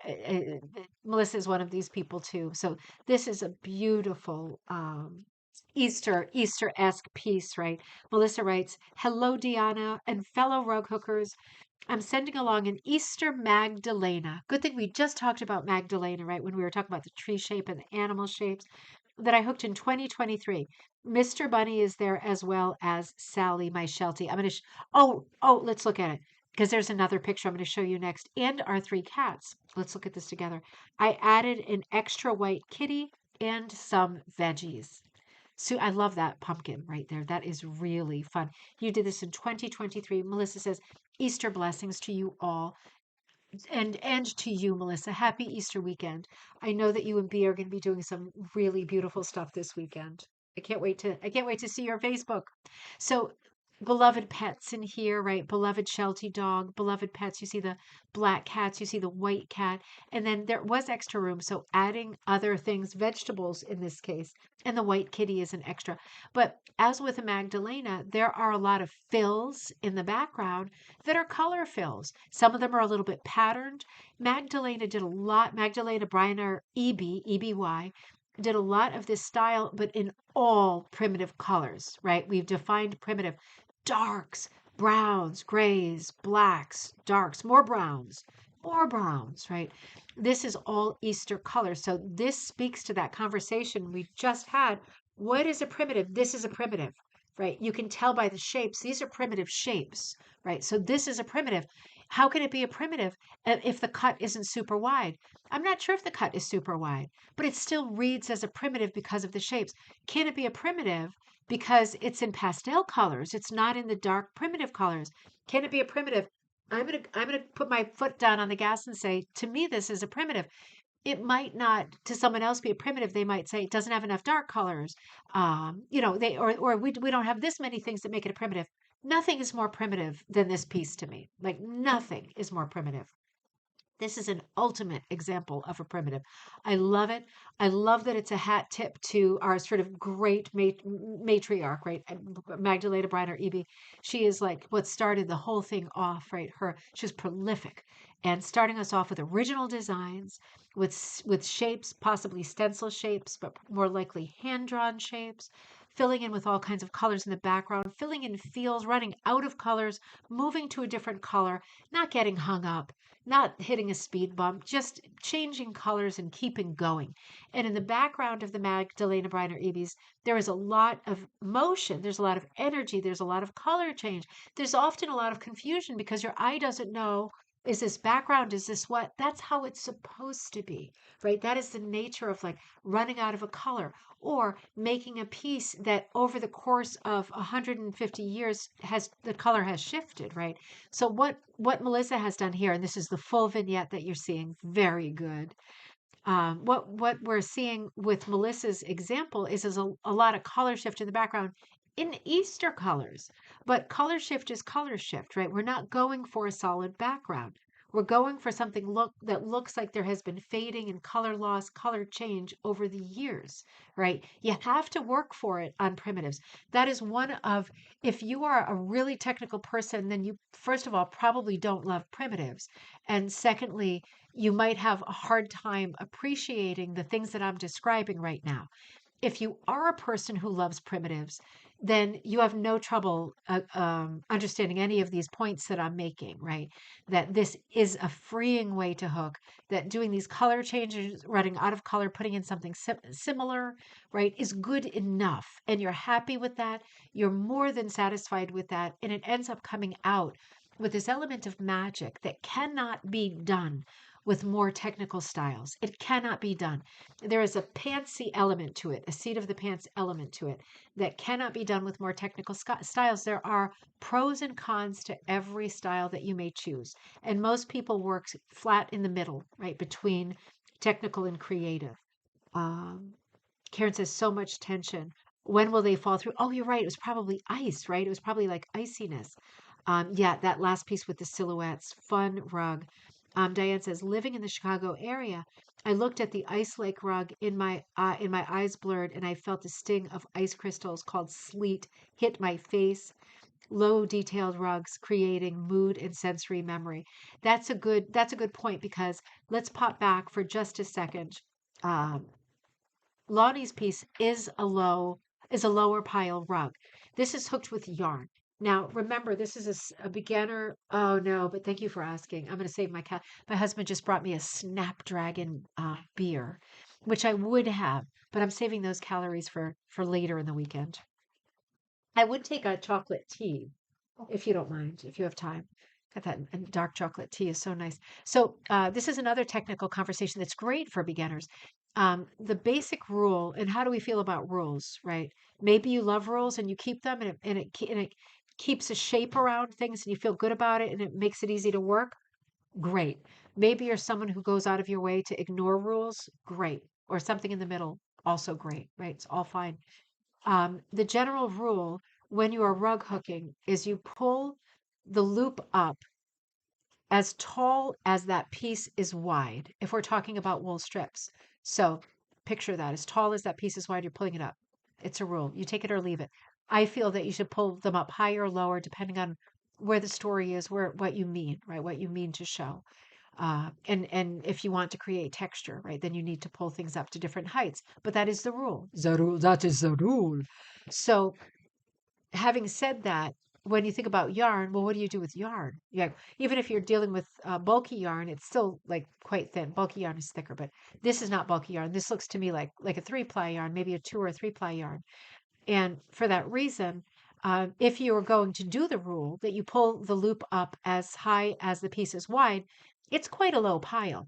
I gotta say, even for hookers who pull their yarn loops up high, yarn comes out different. It's more pixelated. There's nothing to be done about that. It comes up like dit dots, like pitons, right? It comes up. I just used one of the only French words I use daily. It comes up differently than wool strips. It doesn't come up as a rectangle. It comes up as a dit dot, right? So in that regard, it's already different. Oh, wait a minute, I got to take a drink. I'm really struggling. Oh, I got a terrible sore throat. So when you look at the way that this is hooked with the sort of texture that we're talking about, now look at Melissa's piece. Let's look at a closer up. She's definitely using wider pieces. She's using more of a mix of materials too, right? This isn't just yarn, right? This is yarn and wool strips, possibly other stuff Melissa does, like everything, right? Kitchen sink type hooking, right? Love that, everything. But you can see the texture is very different, and the loops are much wider. Interesting, right? Showing you a different style, right? It's pulled up a little bit higher than the yarn loops, right? Now, Lonnie says of that piece, let me come back to you here. The ice is really, really thick. Icebergs, right? Icebergs way taller than people get thrown up on shore during the breakup. That's easy. Really? I mean, that would be really interesting to see. I don't even think I've seen a photo of that. How crazy is that? And what do they just melt then? Wow. How fun would that be? They come up like with the water, they come up like with the tide, and then they just get deposited on the shore like giant pieces of ice as tall as a person. I mean, that's crazy. I love that. Bergs. Breakup is spectacular. Oh, that's amazing. I'm gonna have to Google some photos of that. That's what I'll look at in bed. I always have my phone in bed. Isn't that awful? I'm trying to stop and do more reading, but I always want to check one or two things in bed because of conversations like this, though, to be fair. I'm not playing video games in bed, I swear. I'm looking up stuff like bergs, like breakups and bergs, right? I love that. Really cool. It's fun to talk about different styles. That's one of the things that gallery night is great for, is that we see so many different styles. Um, and Lonnie says the river rises during breakup, and when it recedes, it leaves ice on the shore. Oh, that is crazy. That is crazy. Oh, great timing, Lorna. Great timing, because this is the opposite of what we've been talking about. Let's let that pendulum swing and let's talk about pieces that are astonishing in the exact opposite way. Because we have been talking a little bit tonight about technical and graphic versus um, very, very loose and primitive. This is the opposite. This isn't quite the opposite because although this is very technical, I still feel a great sense of stylization in this. To me, it's technical and then some, right? It has that like impressionist brushwork to it, but this is a technical piece. So this is the opposite end of the spectrum. You cannot do this with primitive wide cuts unless your piece is enormous, like the size of an iceberg, enormous. So this piece was sent in by Lorna Vogel. And let me see, I'm getting the right paper in my hands. Lorna says, "Hello, Diana. After listening to your recent cocktail meeting, I thought I should send you these pics of a Joan Moshimer rug called, here it comes, Aurora Rose Circle. Is that not the perfect name for this with all of these crazy colors? That I completed that someone I never met started in 1980. This is just what we were talking about on Monday's show. Lorna, thank you for sending that. I don't read your comments until I get on the show here. That is exactly what we were talking about on Monday's show. So Lorna found this Joan Moshimer pattern called Aurora Rose Circle that somebody had started that she'd never met in 1980 and she finished it. So let's look at those pictures. So in 2020, and this is Lorna speaking, in 2020, a lovely lady got in touch with our local guild to see if someone from our guild would be interested in finishing this gorgeous. Oh, this is very large. Oh, it's very large. Okay. I was thinking it was like not a chair pad, but like small. Like I'm looking at the tiles on the floor now. I thought that was a piece of fabric. Okay, I can see it's very large. Okay, got in touch with the guild to see if someone from our guild would be interested in finishing this gorgeous, very large rug that was about a quarter of the way finished. I immediately said yes and to the rug, with all the rug included, and all the rug included was mine. The original owner said that she just wanted the rug completed and for it not to be sold. I had every intention to complete it and no intentions of selling it. I tried as much as possible to follow the color plan, but I also gave it my own twist. Oh, I can't wait to see the rest of the photos. The biggest change I made was having the cream background re-dyed to a gray, which I just loved. The rug was meant to go on the floor. I definitely wanted it to go on a large was meant to go on the floor. I definitely wanted it to go on a large wall in my entranceway. Maybe Lorna wasn't meant to go on the floor. The pictures I sent you will show you what I came up with to get a 45-inch across rug on the wall. So let's look, and then I'm going to read the rest of it because she talks about the satin. I did notice the satin too. Oh my God, this is gorgeous. Annette says, wow, it has a definite painting-like feel. Gorgeous, never on the floor. Lorna, that is absolutely gorgeous. And Jessica says, that is so beautiful. Is it yarn or really fine cut? Let's see if there's some closer ups. I can make this, some of them are larger. I can always come back to them. This is the back of it, right? She's clipped it so she can turn it under because it's a round rug. You have to deal with it like a pattern piece, right? Because there's curves here and I can stretch some of them. Oh, okay. Let's look at this for a second. Oh, look at that antique black background. It's gray. It's not, it's antique black is mixed grays and blacks, isn't it? But it is mostly gray. That is so dramatic. Let me make this just a little bit bigger. Now we know it's really big. Jessica, I bet this is a 3 cut. It could be a 4 cut. Well, no, wait a minute. It looks a little bit bigger than that. Let's see. Wouldn't think it's anything bigger than a 4 cut, like in any universe. I could be wrong. Let's see. It doesn't say what cut it was. It's a bigger cut than I thought, I've got to say. I would guess it's a 4. I don't think it's a 2 or a 3.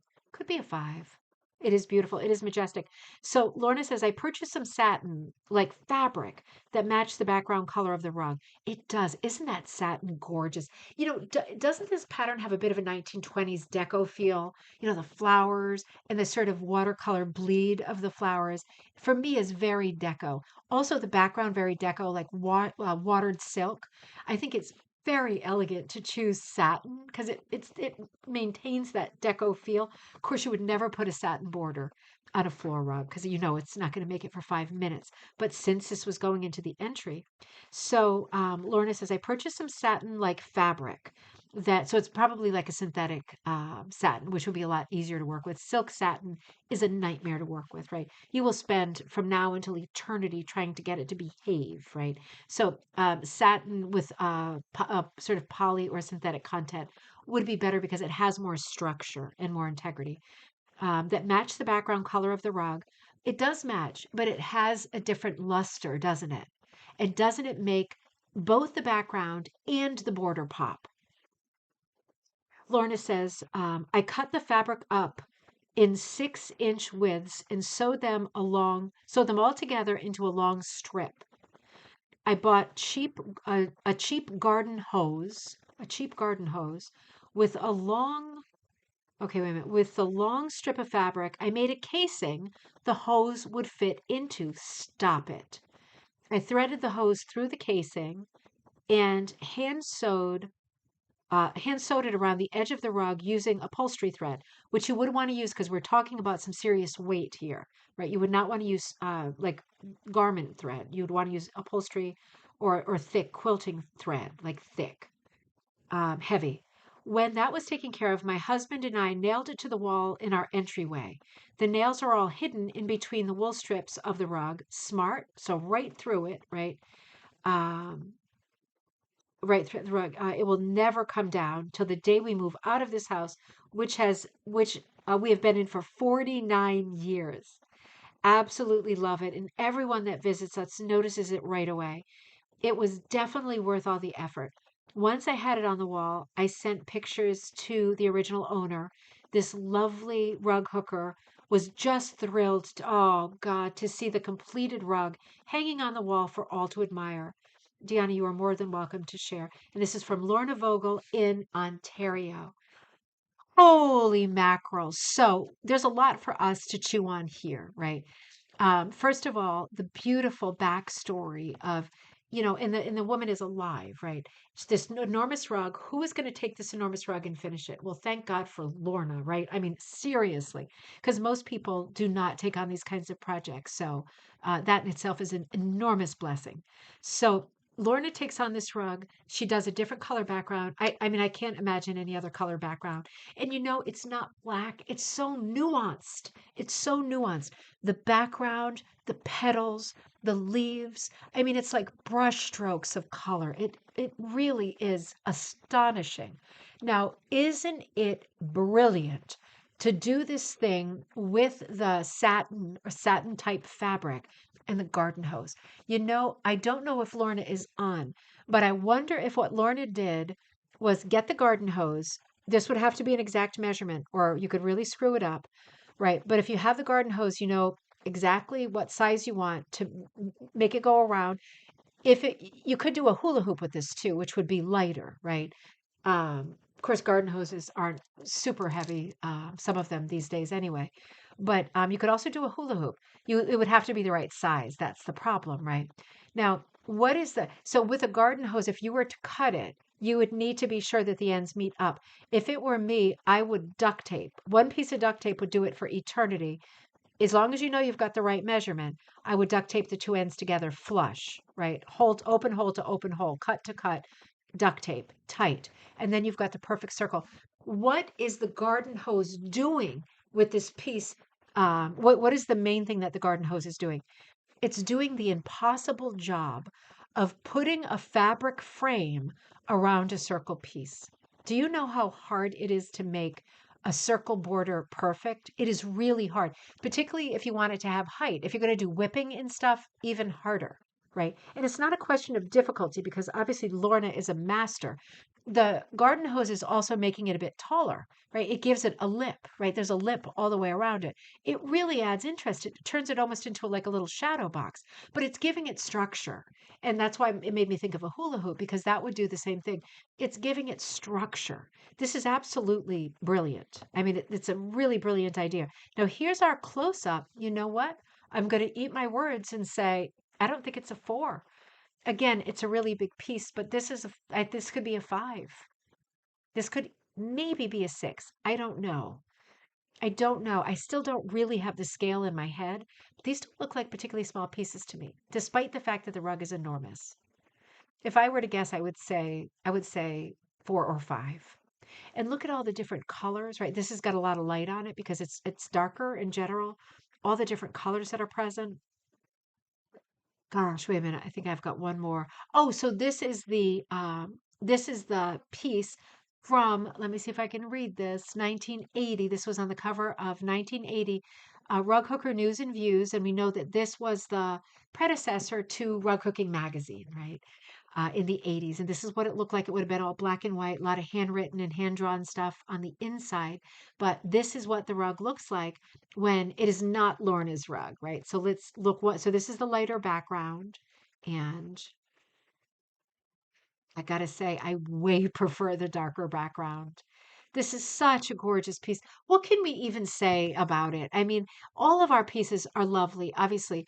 This is a piece, I don't always like technical pieces. If I'm honest, that I don't always like really technical pieces because I sometimes feel like technical pieces somehow lose artistry or lose the creativity, the unique creativity that's present in the maker. This piece is not one of those. That cannot be said for this piece.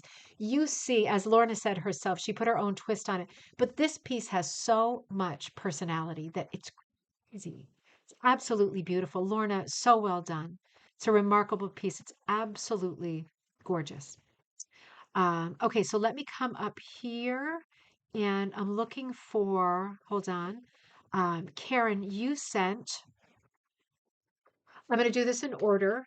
Hold on, wait a minute. I think I might have missed. Oh no, wait a minute. Hold on one second. Oh, snappies. Okay, I'll go back. I'm going to find the piece I'm looking for later. Karen, you sent a fun piece that is very Easter related. You've got neckties, as I think most of us rug hookers do. You've got silk neckties. These have to be silk neckties, don't they? They have to be for them to work. And I don't think I've got text because Karen, I don't think I need text, right? I think we're good without the text. She's going to show us everything we need. Did you send me text, Karen, and I missed it? Let me see. I'm just going to open your email to be sure. But you know what she's going to do with these silk ties. And because it's Easter weekend, she's not using silk ties to transfer onto wool for rug hooking. Nope, not this time. She is making Easter eggs. Karen, is that it? Yes. Nope. Here's the process in the photos. Good. Okay. Good. So here's photo number 1. There's the silk ties. And again, do they have to be silk ties? They have to be silk ties. Here's photo number 2. Oh my gosh. So you know what's going on here. There's an egg inside there. And they are wrapped up in the silk tie. And they are tied tightly. And there's a middleman in there. Karen, I wonder if you're still on. I think you are. What's the middleman? Is that just like cotton or is that pantyhose or could it be anything? It looks like the middleman looks like it's got a little bit, and by the middleman, I mean that white fabric. Looks like it's got a little bit of a stretch to it. Hey, Buttons. Hey, Buttons, you want, oh, Buttons wants to come say hi real quick. Hang on. Buttons got to come say hi. He coming up. He is coming up. Now he rolls out his tummy, right? You know what? The vet told me he's overweight. I think he is overweight. I think we're getting there fast. Oh gosh. Oh, Jays. Oh, Jays, is it Easter? Well, where's the ham? Where's the ham? Where's the beef? Where's the food goes in my, where's the food for my mouth? Where's the food for my mouth? Here's Buttons. He's getting his haircut on Tuesday. So you might see him Wednesday. We're both getting a different hairstyle. He's a good boy, but I have to admit, he feels like he weighs 10 pounds more than he used to. Did not send text. Okay, great. So we'll come back over here. And I'm going to give you the grand finale. 100% cotton. Okay. Karen, is there a reason it's like, is there a reason it's 100% cotton or is it what you had? Because is it supposed to be 100% cotton or could it, for example, could it be pantyhose? Or could it be wool, obviously, because you need it to be tight. You need to tie it tight because you want contact between the eggs. Karen, obviously the eggs are boiled, right? The eggs are boiled. Is there anything we should know about the eggs? Tied up with rubber bands. Oh, okay. Tied up with rubber bands. Okay. Let's look at so we see what the process is, and this makes a lot of sense. Now, I know you've probably seen this done, but I have to say it always shocks me to see the final results because this is worth talking about just because we're rug hookers. Now, I mean, holy smokies, right? Holy smokies. Now, so this is great as an Easter project, right? Um, I would say, and I've seen both sides of the story here. I would say I don't know that Karen, would did you eat the eggs? Because I don't want to make you nervous. Did you eat the eggs after you did this treatment to them? Um, the only reason I might be worried about the eggs is because garment dyes are toxic. And of course, the color is coming from the garment dye. Then again, the shell is in between. So to be honest, I don't honestly know how that works. And if you do this and you're thinking, I'm going to eat them, right? Or I'm going to make an egg salad, just check. I'm just not sure. I'm not a scientist, a doctor, or a dietitian, obviously. So I don't know. But man, they come out beautifully. Besides looking at them as like a great result and a great project for this weekend, let's look at them in terms of maybe you've been thinking about doing some silk tie dyeing, and you've heard me say a million times, you never know what you're going to get, right? Sometimes the ties that you think are going to be the least sort of fruitful in terms of what they're able to transfer are the most. And sometimes you think the ones vice versa, right? So it's cotton because it's easier to cinch up. Okay, Karen says you got that, right? So let's look from left to right. So the one on the left, the blue paisley, there are some commonalities here in color, right? So the blue paisley, the blue came out okay, pretty good. The red came out really good, right? Red is a good transfer color. And it's not just red when you see red, because there's red in things when you don't know that there's red in things. But if you've got a tie that has a lot of red or pink, you're going to get a good transfer, whether it's onto an Easter egg or you ate the eggs. So Karen, you're still good, right? You're still good. So sounds good. Nothing happened, right? Was this last year? Nothing happened. Well, this is a very good report, I have to say. I'm very relieved because I've read both, you know. Um, so the blue did okay, the navy blue, and the red did really good with that pattern. For the second one, the red did really good. Different navy, right? Different navy, and even the little brown on the medallion shapes did fantastic, right? That egg did really, really well. The third one, that really tight geometric, holy mackerel, everything did really well on that egg. Can we make the assumption that red and blue transfer well? No, right? And if you fast forward to the blue tie, you can see that you cannot make that assumption. You just do not know what you're getting. But I don't want to skip over that green one with the brown floral design. Oh my God. That for me, that's the best one. That is unbelievable. It picked up a little bit of the green, but not the same shade of green, right? The green that the egg picked up is a lot lighter, right? And you can see sometimes the colors are really vibrant, but it picked up it picked up part of the color of green, not just less of it. It picked up part of it because, of course, every dye color, every chemical dye color is made of many colors, right? None of them are just like straight shot, like natural dyeing. Chemical colors don't work like that. It picked up the lighter part of the color, but not the pine part of the color, right? Not just because it's fainter, because it's a different color. That's a different color. It also picked up in the flowers. We're seeing like a purple that's so dark it's like a navy, but it came out more like a grape violet, like a grape jelly on the egg. So it picked up part of the dye, but not all of the dye. It didn't pick up the intensity, but it also is a completely different color purple than we're seeing on the tie. Same with that beautiful sort of yellowy orange color on this egg. That's that brown and a little bit of the mustard colors, but it picked that up even brighter than it is on the tie. Testament to the fact that you just don't know what you're getting. When people do silk tie dyeing onto wool with the intention of hooking with your strips later, sometimes people are disappointed and will say, like, there's something wrong with the ties you sent, right? They didn't transfer. There's no guarantee they're going to transfer. I have got thousands of ties, sometimes the ones that I think are the most likely. They feel like the right kind of silk, 100% silk. They feel like the right kind of silk, not too textured, right? I don't send those to people. Sometimes the ones that I think are the most promising are awful. They hardly do anything. And the ones I think, I'll go ahead and give it a try, but like really are unbelievable. You just don't know. And that's what makes it so much fun. The blue one, wouldn't you think that would be an amazing turquoise? That one is very faint. So while we see the yellow showing up on the green tie before it, the yellow's not, I mean, very, very, very faint. The yellow isn't showing up here before. So, I mean, do all blues show up? No. Do all yellows show up? No. Do all anything show up? I would say the only one that you can pretty much count on is anything in the red family. And Karen says the farthest right is your favorite, very deco. The tie is super deco. And this is another one of these conversations.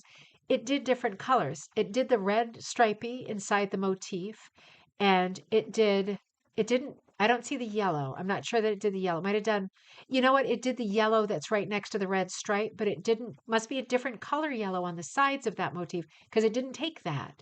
It didn't take the gray blue that's in that kind of feather sweep, didn't take that color at all. And it did not take the green color, but it did take part of the green color. It did not take light green. It took the yellow that was present in the green color, and that's all it wanted. Why? You'd have to be a scientist to know the answers to why. I certainly don't know the answers. But this is how silk tie dyeing works. And this is why it's so much fun, right? You get what you get. And hey, if you get something that's not good enough, you just over dye it, right? You don't waste your wool, you just dye it with another color. But Karen, thank you for sending this because it's super Eastery and we love that part of it. But also, it's just so cool to get this reminder that you can do this kind of dyeing with silk ties onto wool. And you can do applique, you can do hooking, but you do see the patterns on your wool. And by the way, I'm going to plug Ribbon Candy Hooking. I do have silk ties for sale. Unlimited. Somebody just bought 6 of them, I think yesterday. I have unlimited. And I always put, if you get the 6 ties, I always put very different ties in.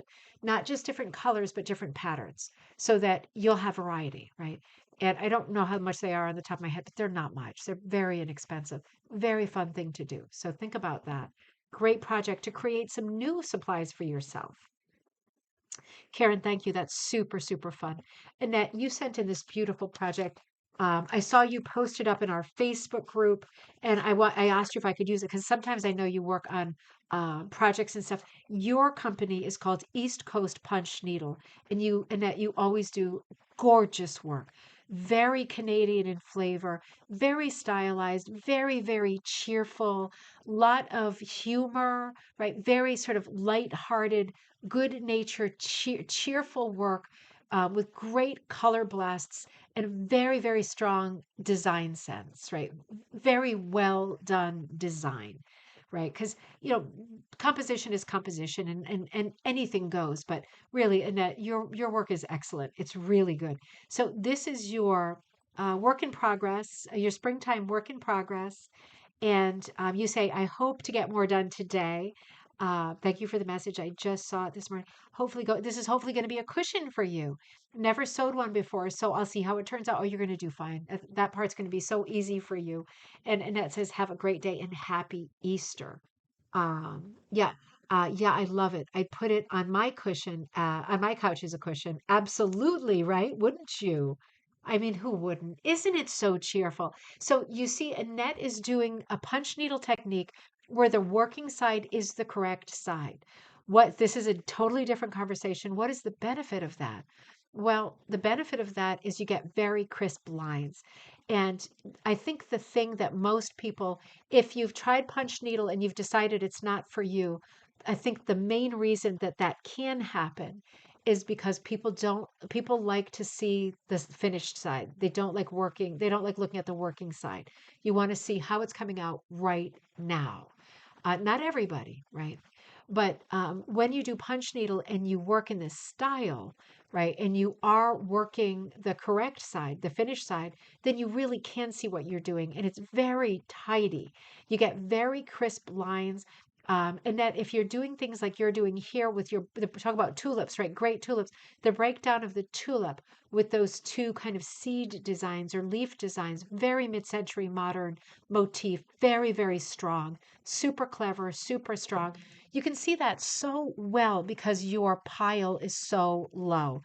If you are going to work in this technique and use your punch needle to um, to work on the working side as the finished side, make sure that your punch needle, that the shaft of it is as low as possible, because there's no point in doing a high pile loop on the now wrong side that you are not going to use or look at, right? Don't do that. You're just wasting wool. What can you do if you have a really long needle punch? Stick washers on, like little rubber washers, little rubber O-rings they're called O-rings or washers from the hardware store, or um, the um, an eraser from a pencil. See if an eraser will go on there. Depends on how big your punch needle is, right? There are big erasers too. See what you can stick on. There'll be some tips about this in the upcoming Magpie too. See what you can stick on the tip of your punch needle that will stay there so that the shaft is not as long. Because if you're working in this style, this is a great idea. This is a great way to work, but don't waste the wool. Figure out how to either get another punch needle that is as short as possible, right, the shaft, or figure out how to make your shaft shorter. That didn't sound right, but you know what I mean. Catching up with these comments, um, Diane says, would it work? Oh, you finished it tonight. Annette, you finished it tonight. Oh, amazing. Well, I know you're going to post pictures in the Facebook group and we're going to be looking for them. I love what you did with Annette, did you punch or hook the little ploops of flowers that are more high relief? Did you punch or hook those? That's such a great touch. It's such a delicate touch. And Annette, I love how you do like a border. We were talking about borders earlier, right? I love how you do borders of scallops. I've seen you do this before, and I feel that you own this, right? Out of like respect to other hookers, you know what other hookers and designers and punchers do. For me, you own this technique. This is really clever, and you use it a lot. And when I see it, I think of you. This is a really smart design solution, and it really dovetails well with your aesthetic, right? It's very, very specific. East Coast punch needle. Look up Annette, right? It's beautiful work. And she's based in Canada. You reverse punched the flowers. Okay, so you went to the other side and you punched those, and they come out a little bit taller. And it gives our eye something to search for, right? It's just a fun piece. I cannot wait to see the finished piece. I love the value changes in the tulips and leaves. Oh, God, me too. And the fact that they repeat makes a lot of sense to me, right? So for that earlier conversation, Paula, if you're still there, this it has a lot. I wouldn't call this a primitive composition. If it didn't have the small flowers, right, and it maybe less birds, I would say definitely a primitive. I'd say it's borderline primitive for me. It's a borderline primitive composition because it's very shape driven, right? And that is one of the things that give it this primitive flavor. But the fact that you've broken down large feels like the tulip head, the long leaf, even the stems, and you've created a color plan and it's a repeat color plan, that really helps us see the piece. And it helps us find the hidden things, like the highlights on the little birds, the beaks on the little birds, the toes on the little birds, and those three-dimensional ploofy little flowers that are a little bit higher. The fact that you make it easy for us to read the composition makes it possible and fun to go looking for other stuff, right? It's very accessible. And that's what good design is, right? I mean, there's so many different types of school. And obviously, if your favorite artist is, for example, Bruegel, then you're thinking, well, the point isn't to make it easier to see the pieces. The point is for your eye to wander in front of the same painting for 6 hours and still not see all the things that are going on. Rug hooking, textile design rarely works that way. There are notable exceptions, but it rarely works that way. The ideal is usually to do something like what Annette has done here, something that's very striking, that the colors strike you, that the design strikes you, that you stay in it and you look around. Compositions with multiples are always very, very strong. This is just a fabulous design. Really well done. Um, what, Annette, question. Annette, what was the inspiration for this? Love it. That's a great question. I'd love to know the answer to that too. Let me see if I missed any other questions. Annette, I'll come back because I want to see if you put an answer to that. I'm a big Maud Lewis fan. So the tulips are very Maud Lewis, not the chicks for sure. She did a couple of birds, not very often, and only a couple of different bird designs. So the chicks are an introduction, but the tulips for sure, and the colors as well, right? Right off the beam, primary colors that are just off the beam. Really, really clever. Annette, this is absolutely gorgeous. And you grow red tulips too. Oh, how fun is that? How fun is that? I'm just gonna come here for a second. We went to Aldi the other day. Aldi, you probably know Aldi. We used to have them. That was our main grocery store when I lived in Europe because it's like a German grocery store. And we were in the Netherlands, so we always went to Aldi. But there's an Aldi that opened up near us here at our new house. And we love going. And they had all of these rose varieties, rose bushes that you can plant 9.99. I got the Julia Child. I'm going to go back and get some more. They had the Peace. They had I think they had the Vogue. They had a whole bunch of roses that were in the rose book, right? That I'm finishing up. But yeah, fun tulips also. And I'm just thinking, yeah, you're seeing all that stuff now, right? For planting. I don't know if it's the right planting season for you, but I think we can finally assume that it's not going to freeze again. Not sure, at least where we are here, not completely sure, but I might plant the Julia Child this weekend. Isn't that a weird sentence? Okay, so let's come back over here. And Jessica, I have you. Jessica sent us a few images tonight that are going to wrap up the show and are absolutely, of course, astonishing, right? Astonishing. Jessica wrote, let me come back to you here. Jessica wrote, hello, Deanna. Hello, everyone. As I was looking through my spring projects, I wanted to share a few that I have hooked in the last few years. So let's look at this one first. I'm going home. Let's look at this one first. I'm going home, and I love the spring theme. The idea of doing, oh, wait a minute. Yeah, no, that's the right one, right? I'm going. Oh, is this I'm going home? So, no, wait a minute. Nope. Hold on. I got the wrong one. Jessica, I'm so sorry. You know what? Let's do them out of order because now I showed this one. This was Jessica's idea to do the spring themed gallery night. So thank you for that, Jessica. That was smart.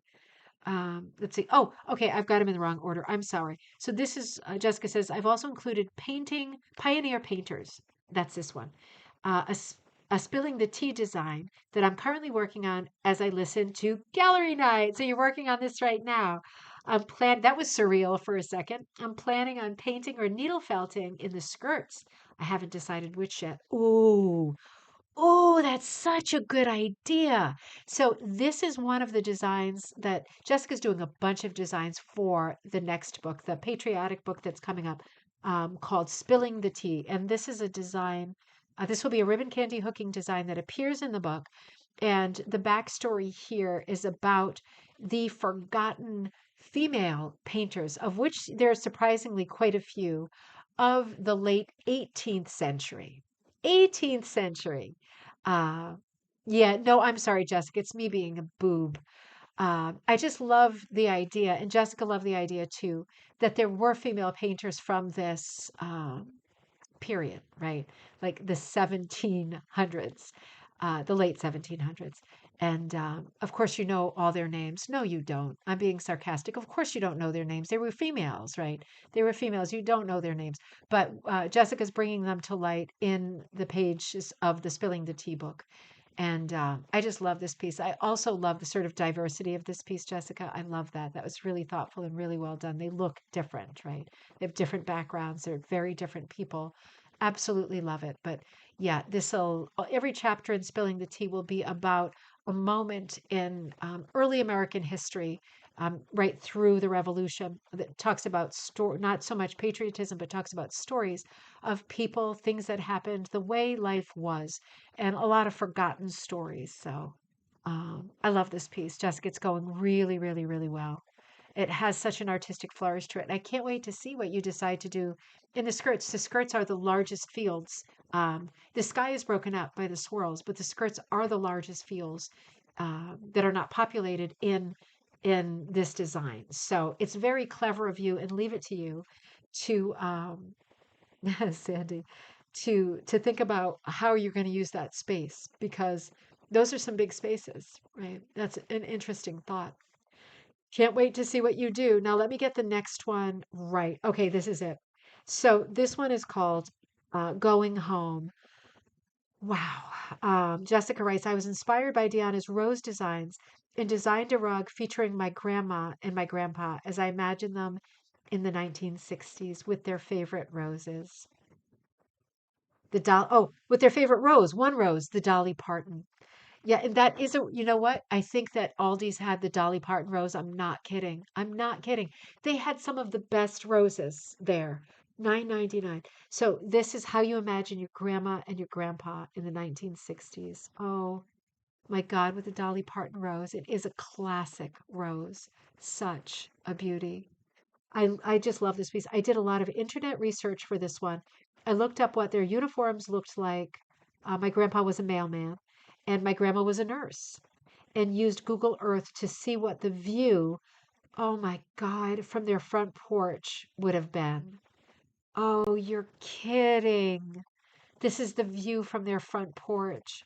And there is Grandpa in his mailman uniform and Grandma in her nurse uniform. And the Dolly Parton rose. This is so special and so beautiful. Holy mackerel. Oh, Jessica, this is just such an incredible piece going home. Oh, I just love it so much. You know, I love, I'm going to pick out some things that I love the most about this piece. Obviously, um, the story, right? The story is what I love the most about this piece. The roses, the framing of this piece, framing it with roses down below, a sweep down below and up above is absolutely brilliant. And you see behind Grandma is a rose bush, right? We're seeing more, or is a flower bush. We don't know if it's a rose bush, but it's a flower bush that also has high relief. That is a great way to pop her character. She's a little bit smaller. She doesn't have as much decoration in her uniform.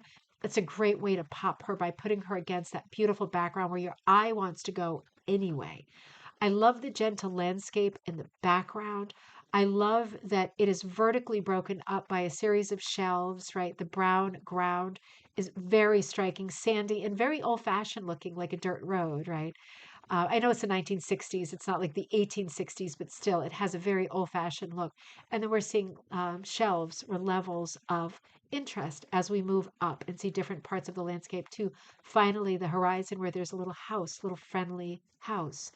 I love the composition. I love the border, and the three-dimensional Prati roses are extraordinary. I love the research that you put into it. Um, and weirdly, one of the things that I love the most about this piece is the outlining. You did not outline the whole thing, you just outlined the two figures. And I gotta say, it was the thing, besides just the beauty of the piece and the sentiment, right? When I looked at this piece, I thought, man, that is clever because it really brings the characters forward, right? It's not just like a safety issue, like let me shore them up so they don't blend into the background. it doesn't feel like that. It feels like there's emphasis and weight put onto the two characters. And it's so different to me because I do a lot of pieces with outlining in some places and not others, like the piece I showed you at the beginning of the show, April Showers, the new mouse, the new Margot mouse. Sorry, tired. And with that, I really struggled with, and I cover this in the videos, where to outline and where not to outline. And the Margot Mouse piece is not completely outlined. You'll notice the dogs are not completely outlined in my piece. The horizon, the little bit of green earth is not outlined. It's always a question when you approach a piece, what do I want to outline? And in this piece, it wasn't like you did some outlining throughout. You just outlined the characters. And I don't know that I can think of a piece where I saw this exact technique, just outlining the characters. And I gotta say, between the outlining of the two characters and the way that those Prati roses pop, this piece has such a wildly three-dimensional look, right? It is like it's like a pop-up book. Like it's just you look at it and a bunch of things pop you. And it balances those pops, right? Those the emphasis of the outlining of the roses with these soft touches, like going home. You barely see that in the sky. The font is beautiful. It's so informal. It's cursive. It's like handwriting, right? It's somebody's handwriting. The fact that that's done not in black, not in a contrasting color, but in a gray, and it blends in so subtly and sweetly and a little bit faded, right? Like memories are faded, right?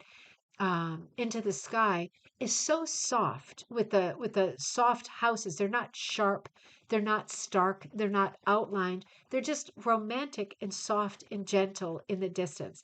So the things that we're presented with that are really emphasized and the things that are just softly hinted at or shown in the background, it's like there's two voices, right? It's like here's the story, but then there's so much more time to spend in this piece looking at all of these gentle touches. And it gives the piece this romantic balance and it gives it a sort of special effect that I think is extraordinary. It's very unusual. And it's something to think about when you start your next pieces, right? Is it something that you might want to do? Absolutely gorgeous. This next piece is called Grandma's Garden. Features, Jessica says, my youngest picking berries with my mother-in-law and my father-in-law watering. So you see the little ones, right, behind the rows of plants, right, tall plants, back in the garden there. And those, Jessica, those look like the same bushes, right? The same colors of bushes as the last one going home, with the flecks of red on top of them. Beautiful. And you see, wait a minute, is that grandpa? No, your father-in-law watering with a watering can, right? And the posture, right? The posture is so good. Just kind of leaning over, right? Because watering is fun. You do have to sort of concentrate, but not completely. When you see people watering stuff, it's a very particular posture, isn't it? Right? You're not like, it's not an athletic posture. It's very relaxed. This is another gorgeous piece where you've done some similar things and some different things. The Prati is really striking. And the fact of it being different Prati showing us lots of possibilities, right? We are all interested in Prati. And the fact that they are down at the bottom, almost like a bottom border, right? And they're closer to us because they're coming out toward us, that is really successful. Really, really well done.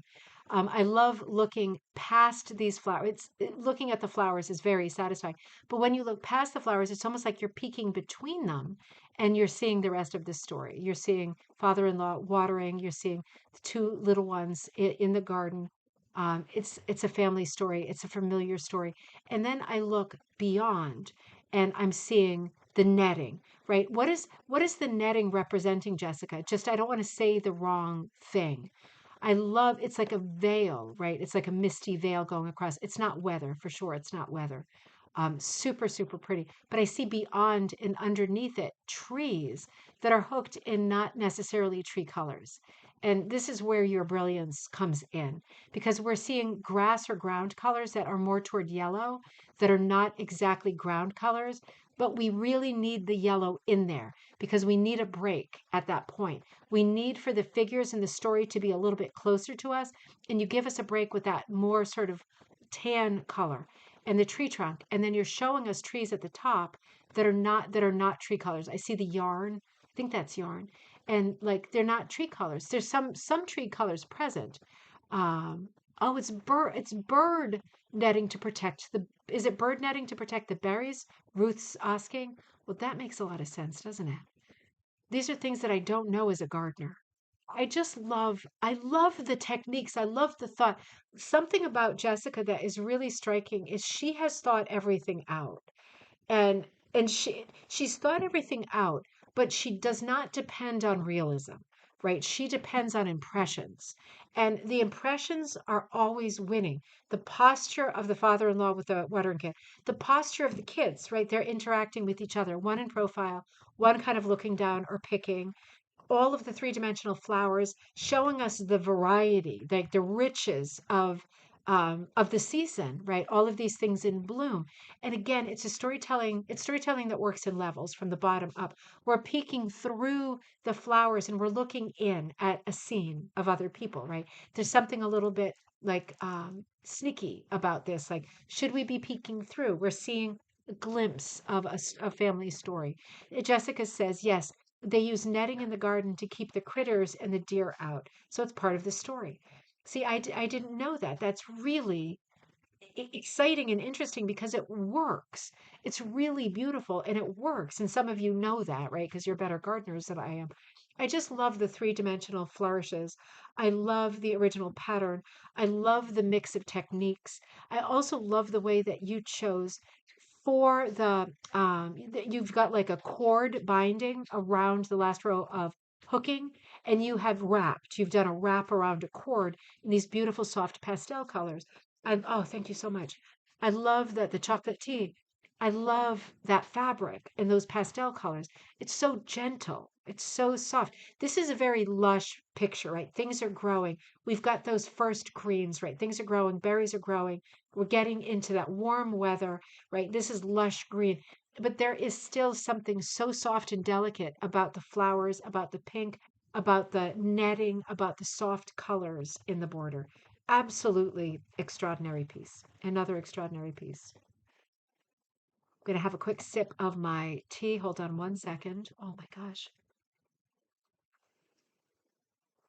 Sorry for the slurp. I got to say this chocolate tea, I don't know what brand it is, but I saw it advertised all over the place. It is like it's a dark, I can't tip my cup, but it's a dark chocolate tea. And oh, one of the designs in Mystic Carpet. We'll see if that can come out this year. I'm still hoping for that. A couple of squirrels jumping down, right? This is one this is one of my designs that I haven't quite finished looking at from 2000. No, no, 2020, not that bad. 2020. Oh my gosh. Yeah, let's look at the next one. Yeah, chocolate tea. So good. So good. I read about it, I think, on Facebook. And of course, I had to go on Amazon and get it. It's dark chocolate tea. And there's probably a lot of them. And I read the reviews and like, there's like hundreds of reviews and everybody but one person was like, wow, this stuff really tastes like dark chocolate. It really does. And I put like a little bit of sugar and a little bit of cream in there. Just a little bit. It's very dark, but it tastes like you're having a real treat. It really tastes like chocolate. Of course, one person in the Amazon thread has to be like, I don't know what it tastes like, but it's not chocolate. It tastes disgusting. It tastes delicious. It tastes delicious. It's not chocolate, right? But it's also not calories until you start putting stuff in it. But you really don't need to. It's very, very good. Highly recommend. If you have a sweet tooth and you struggle at night with like not not busting into chocolate bars and stuff like that, this is a really good option, really. Jessica, this one is called Grandma's Garden. No, Grandma's House. Grandma's House. I hooked this last spring, featuring the house I grew up in. I was working through all the feelings as my siblings and I cleaned out my mom's house and sold it. The front of the house I did from memory, and if I got the right one, I think I've got the right one. Jessica, have I got the right one? Let me know if I don't. The front, I feel like I don't have the right one because I'm not seeing the front of the house. Wait a minute. No, this is it. I'm sorry. I'll go back to that one. I'm sorry. I'm out of order. I feel like I might have one missing. Gosh, let's see. This is Grandma's house. Okay, sorry about that. I hooked this last spring featuring the house I grew up in. I was working through all the feelings as my siblings, and I cleaned out my mom's house and sold it. The front of the house I did from memory, and the second would be a view from the front porch. Gotcha. So I'll go to the second one in a minute. So this is a series of two. Would be a view from the front porch while my children are playing in the yard. Ah, with my mom, precious memories. Oh God. Yeah. Jessica, this is like, yeah, I remember these times and yeah, these stories just so hard. So beautiful. So this is the house from memory, and it is absolutely as cute as a button, pretty as a picture. We're seeing this framed up at the bottom with the top of a fence, white picket fence. I see Grandma's house in there. Did you felt that in there, Jessica? Is that felted in? Love the font on that. Absolutely love the font. I love what you did. Did you do wrapping in the tree? Is that, oh no, that's is that wrapping or is that the tree trunk? Is that wrapping or back and forth punch or over a cord? Oh, it is over a cord, isn't it? Because I see it on the other tree trunk too. You see that? I'm wondering if it's hooking or punching over like a cord, like an upholstery cord or something like that. Lots of techniques here. You're seeing the applique of the roses. You're seeing some charms in there. Jessica says this is the second rug. That's the first. They go together. Good. Um, Sharon loves the stories in your work. They are gorgeous. Ruth says great way to immortalize these memories. Absolutely. And all the little touches, right? And I love the high pile cut of the flowering tree that you clipped, right? You didn't leave it looped. You clipped it. Absolutely beautiful. I mean, this is such a beautiful piece. This is a forever piece. This is a house that, you look at it from our point of view and so much love in this house, so much care, so much coziness, so much comfort, so many memories, right? So much charm. It's all here. There's no mistaking it. So this is the front of the house and what I had pulled up first. Sorry about that. This would be the view from the back. Um, and back there is grandma, right? That is grandma. Wait a minute. No, the children playing with your mom. That's your mom. I'm so sorry. I just read it and said the wrong thing. That's your mom playing with the kids. So that is heartbreaking. Um, Jessica says I chain stitched the words. Oh, okay. I'm going to go back to that and satin stitched over the cord for the tree trunk. So we're talking about different tech. Oops, sorry about that. Different techniques. So the tree trunks, and we can see the tree trunks on the next piece too. You chain stitched, of course. You chain stitched into the rug hooking backing. That's something we've done on video a few times. I'll do it again in the future. I don't have any of my stuff with me now. Absolutely gorgeous. And yeah, let's come back here because on the right, you can see the trees again, right? The same trees, right? That is the same tree, actually. So you can see the satin stitch going across the cording, right? Um, I'm just checking that comment. Um, Jessica said, Grandma and Evie are hugging and the boys are playing in the background. Oh, Grandma, okay. Grandma and Evie are hugging. Oh, little Evie, she's so little there. And the boys are playing in the background. Oh, Evie, getting the hugs, that little sweetheart. Is that a crepe myrtle? Gail says. Is that a kind of a tree, a crepe myrtle? Gosh, it's gorgeous. It's just gorgeous in the sky. Um, the sky to me is very touching. It's probably intentional because with Jessica, everything is thought out very carefully. She's a very fast worker, but she thinks out everything very carefully, very thoughtfully. I love the idea of the sunset. When you see, I'm going to choke myself up. When you see a sunset, it's the end of something, right? And it's, ah, let me have a quick sip. Yeah, that's the same tree from the front and the back. Because we're seeing the gate, right? We're seeing that gate again, or the fence. Absolutely gorgeous. Oh, so sad. But life, right? This is life. And it's so beautiful. Such a great memory. No, it's a crab apple tree in bloom. So beautiful. Jessica, these are gorgeous. They are really gorgeous. And this is Grandma's house. And then that moves us to our last slide of the night, This is, oh yeah, this is In Like a Lion, Out Like a Lamb, and they are both Jessica's own designs with a green lion hidden. Oh, I see him up top with a green lion hidden in the dandelions and a white lion hidden in the clouds at the bottom. Do you see this? This is so, again, thoughtful and so clever. So on the top, in like a lion, and he's part of the grass, right? He's like a topiary. The greenery, the spring is in like a lion, and you see the lion there in green and everything flowering and buzzing around him and out like a lamb. And the lamb is laying on the horizon like one of the clouds. And again, the bees buzzing, things growing, proddy, different techniques shown here. So fun. I love these look like much smaller pieces, Jessica. And I love the different color borders on them. I love these two pieces. I love them. They are so sweet, and the storytelling is so smart in these two pieces. I love these designs. I really do. I love them both. As a pair, they are extraordinary. I love all of your pieces. For some reason, I super love. I don't know what it is. You know what it might be partly is that when we were growing up, before we found the place that we stay now on Cape Cod and Chatham, years ago when I was really little, we stayed at a place called the Lamb and the Lion, and it's still there in Sandwich. We always stayed there. That was the first place I can remember being on the Cape with my parents. And I was young enough that we would take one of my, because my sister is 7 years younger than me, so who needs that, right? We would take one of my friends from school every year, so I had someone to kind of play with. And we always used to go around this hotel, pretending like to be like in a James Bond movie, and we pick up. They had like um, a phone, like a payphone, right? And we used to like walk by it and pick it up and say like, "Meet me at the Dude Ranch at midnight" or something like that, and walk on. And oh, it was so much fun. The Lamb and the Lion. So I think when I see these, I think of that. It's just such a good memory. These are tiny. Oh my gosh, you are so thoughtful in your design. Yeah, yeah. I mean, I'm thinking like they are. These are amazing.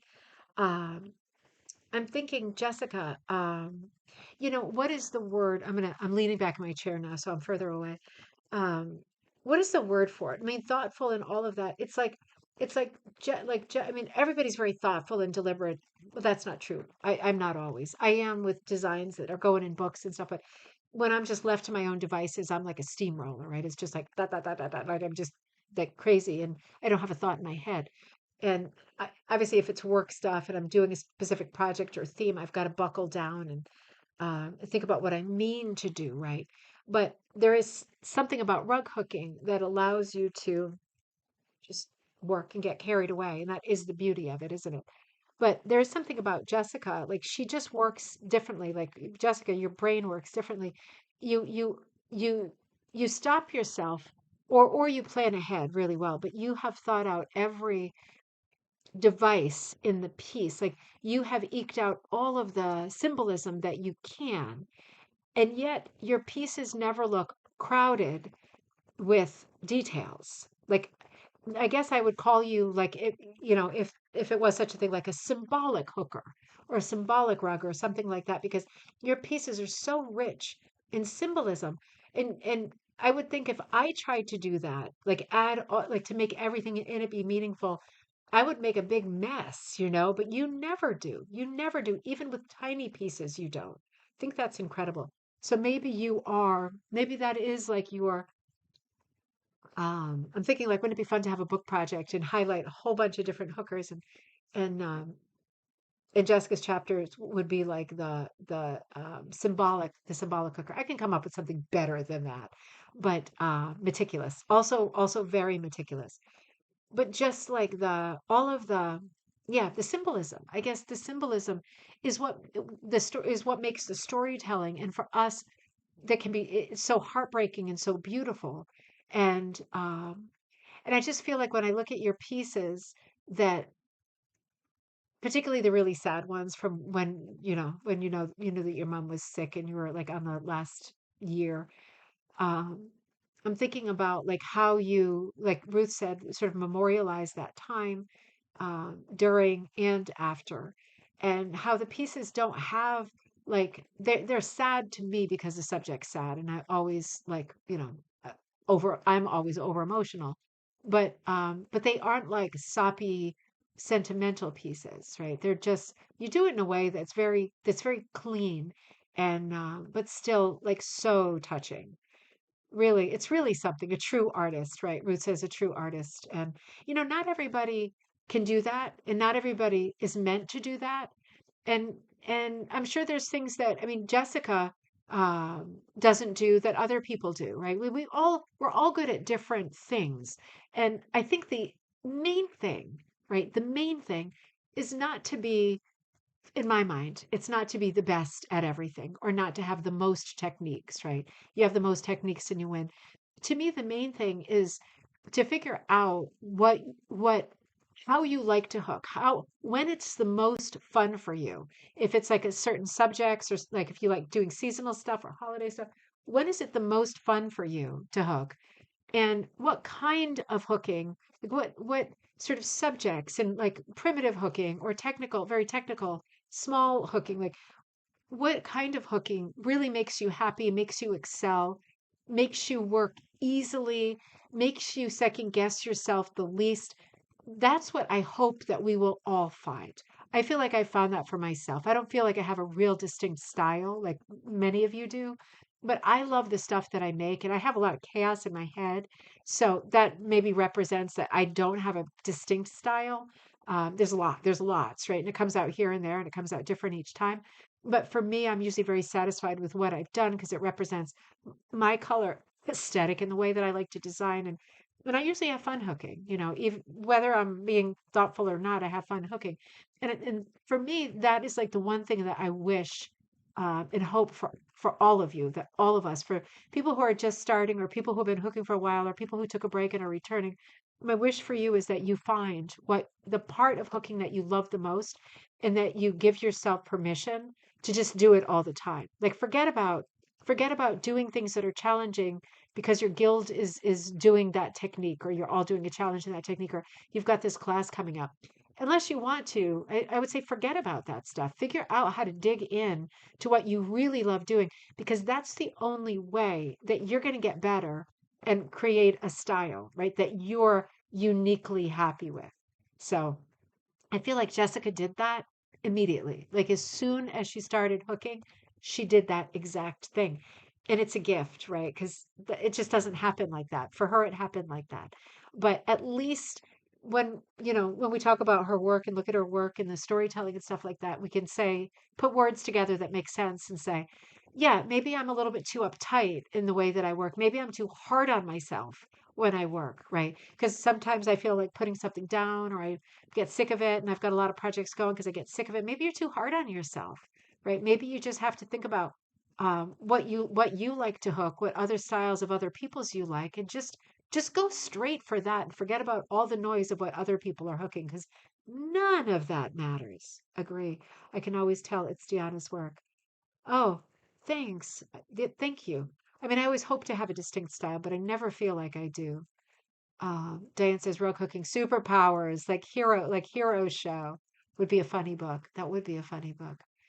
I thought of so many book ideas today. It's just crazy. I was brainstorming a bunch of book ideas. I was talking to Leah Fudge today, and we're brainstorming some ideas because there's just so much that we look at here together in gallery nights and on other days, and in the Facebook group, and I'm looking at other people working on designs for Wrapped Up the Rose book, right? I'm just adding pictures and stuff at this point to that. Barbara's proofing it. My mom proofed it. Barbara's proofing it. We're way at the end of that now, and I'm getting into the Spill in the Tea book, and I'm just looking at other people hooking my designs, other people hooking their own designs. I'm just thinking, God, there's so much talent here. I'm so happy that we do this. I'm always so happy that we do this, and that we keep doing this. And I'll never stop doing this as long as I can be here, and I'm feeling well. I'll never stop doing this because it's so um, it helps everybody, I think, so much. I mean, it's a core group of us who log on, and there's people who always find us, and new people who are coming to the group, but we help each other so much to celebrate each other's work like we do on gallery nights. But I think we also inspire each other and give each other ideas. one negative thing, and I don't want to end the show on a negative note, but I was talking to a rug hooker. I'm not going to name names. Um, and we were saying, we were talking about the what rug hooking has been and what it can be in terms of personalities. And, I joke around and I say, oh, it's like walking into a coven of witches sometimes. Sometimes it is like walking into a coven. I'm not joking. I'm not joking, right? Like sometimes it is like walking into a coven of witches. And I don't mean fun witches, right? I don't mean Halloween witches. I don't mean actual witches. I mean miseries, walking into a room of miseries. And, and this person said, I've been hooking for 40 something years, and I've always gotten blackballed and pushed back, never been made welcome, tried so many times for so long, and now I kind of keep to myself. And I thought, let's not do that. Let's go, let's really, because I know that that exists, because that still happens to me, right? That still happens to me. And let's not do that, right? Let's make sure that we are constantly reaching out for other people. A rising tide lifts all boats, right? Other people are doing well, other people are thriving. They're producing beautiful work that we can talk about on gallery night. And it gives us ideas for our work. It gives us problem solving ideas for our work and where we stalled, or things we can't decide while we're at an impasse and a terrible crossroads, and we're tired of ourselves and tired of the peace, and want to give up on everything, and this is so stupid, right? This helps talking to other people and looking at what other people are willing to share and willing to say in this thread, which everybody's always willing to say, well, this is how I did it, or this is what that technique is. And this is such a gift, isn't it? Such a gift to get this kind of information, because I bet a bunch of you are going to go and look up satin stitch, right? Or look up felting or chain stitch, or a bunch of the terms that we use tonight, as you should, right? It's great reminders for things that are possible for us as rug cookers. Or secret sauce. Secret sauce. I love that. Secret sauce. Habitude. Ooh, special sauce, secret sauce, or habitude. Ooh, I like that. Ooh, that's a made up word, right? Habitude. Ooh, it's like habitat, but it's also like habit, like a tradition, and a tude, like an attitude, like a style. Habitude. I'm going to write that down on Lonnie's paper, a never to be thrown out paper. Hold on one second. I'm not going to log off till I got that down. And I also like secret sauce. That's really funny. That would be a great name for like a regular column in Magpie Times, secret sauce, where people are telling like a technique that they use, and they're like, this is how you do it. Even though we might know 80% of them, there's going to be some that you don't know. And even with the same technique, like satin stitch, I know that Judy Taylor does something that looks like satin stitch differently. And I know Rebecca White Martin does something that looks like satin stitch with punch like this that goes back and forth over the cord. So that one stitch, I know three people, something that looks exactly like that. I know three people that do it in three different ways. That would be great for secret sauce, habitude. I love that. Great idea. Let me just catch up with the comments before I log off. Jessica says, it is such a good way to describe it, Tiana. These pieces came very easily because it was very much my style and what I love to do. I think a book featuring different styles is a great idea. Oh, I like that. Habitude would be a great name for that, wouldn't it? Because, when you talk about fine artists, you say like you see books that talk refer to like I don't know, um Magritte, and they'll be like, I don't know, the surrealist, or more particular, like more flair, or someone is the whatever ist, right? It's always got an ist at the end of it. We don't usually talk in those terms in rug hooking, although we're super aware that people work in different styles. And I think the key to happiness is finding your style, right? It sounds like a cliche, but it's not easily done. And I think a lot of people have to do like the chutes and ladders road to finding your style. And it's maybe like, maybe it's bad luck, maybe it's just timing, maybe who cares?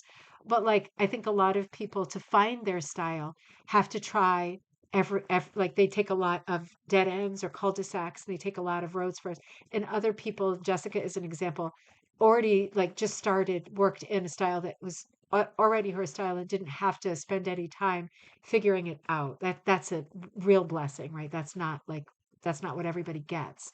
But it doesn't mean that for the people who are like, yeah, I'm still working in a way. It's like, I wish it was a bit looser. I wish it was more primitive. I wish it was more technical. I wish this, I wish that. Let me take more classes. Let me spend more money.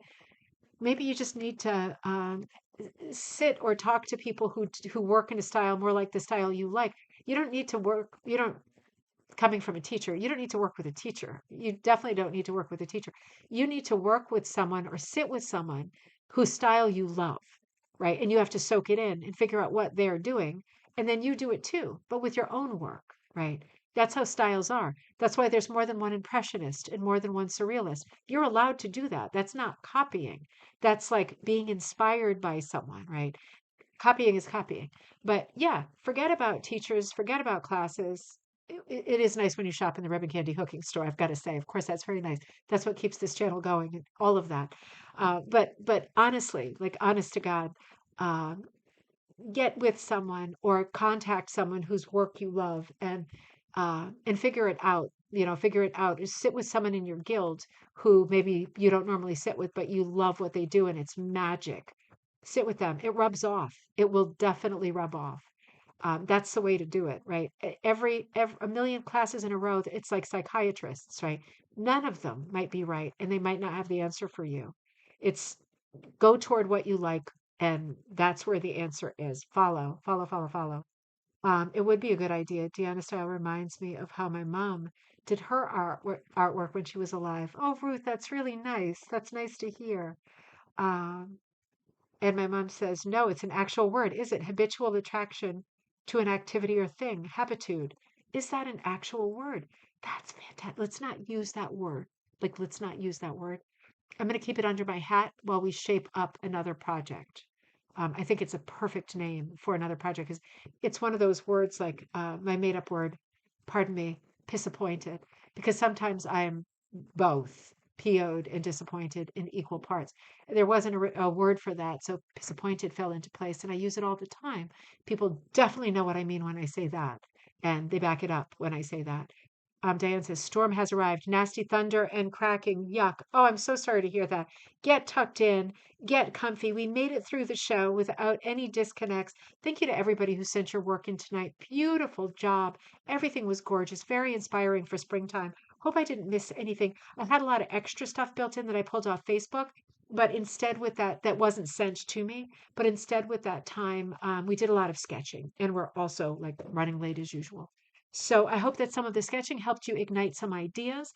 Why not sit down right now with the rest of the night? Remington Steele is on the Hallmark Channel. It is fantastic. Do something fun, watch something fun, do something in your style. Try to figure out your style tonight. See how far you can get. Happy Easter, everybody. Happy Easter weekend. I will be with you Monday for a Monday show. I'm not sure what it's going to be yet, but I'll be here with you. And I will look forward to that at 11 a.m. Eastern Standard Time.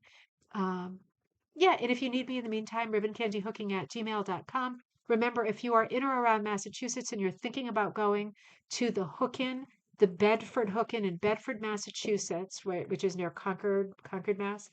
Um, Let me know because I can put you in touch with Rachel, or if you know Rachel, you can get in touch with Rachel. There are 8 seats left for that Hook-In show, vendors, breakfast and lunch, right? Food for both. Super fun, just a super fun day out. So I'm traveling like 2.5 hours each way just to be there for part of it. And if you're interested in going, let me know because I'll make sure that you're connected and you get one of those last seats. I'd love to see some friends there. Have a great weekend, everybody. Happy Easter. Enjoy. And I will be back with you on Monday morning, 11 a.m. Eastern Standard Time.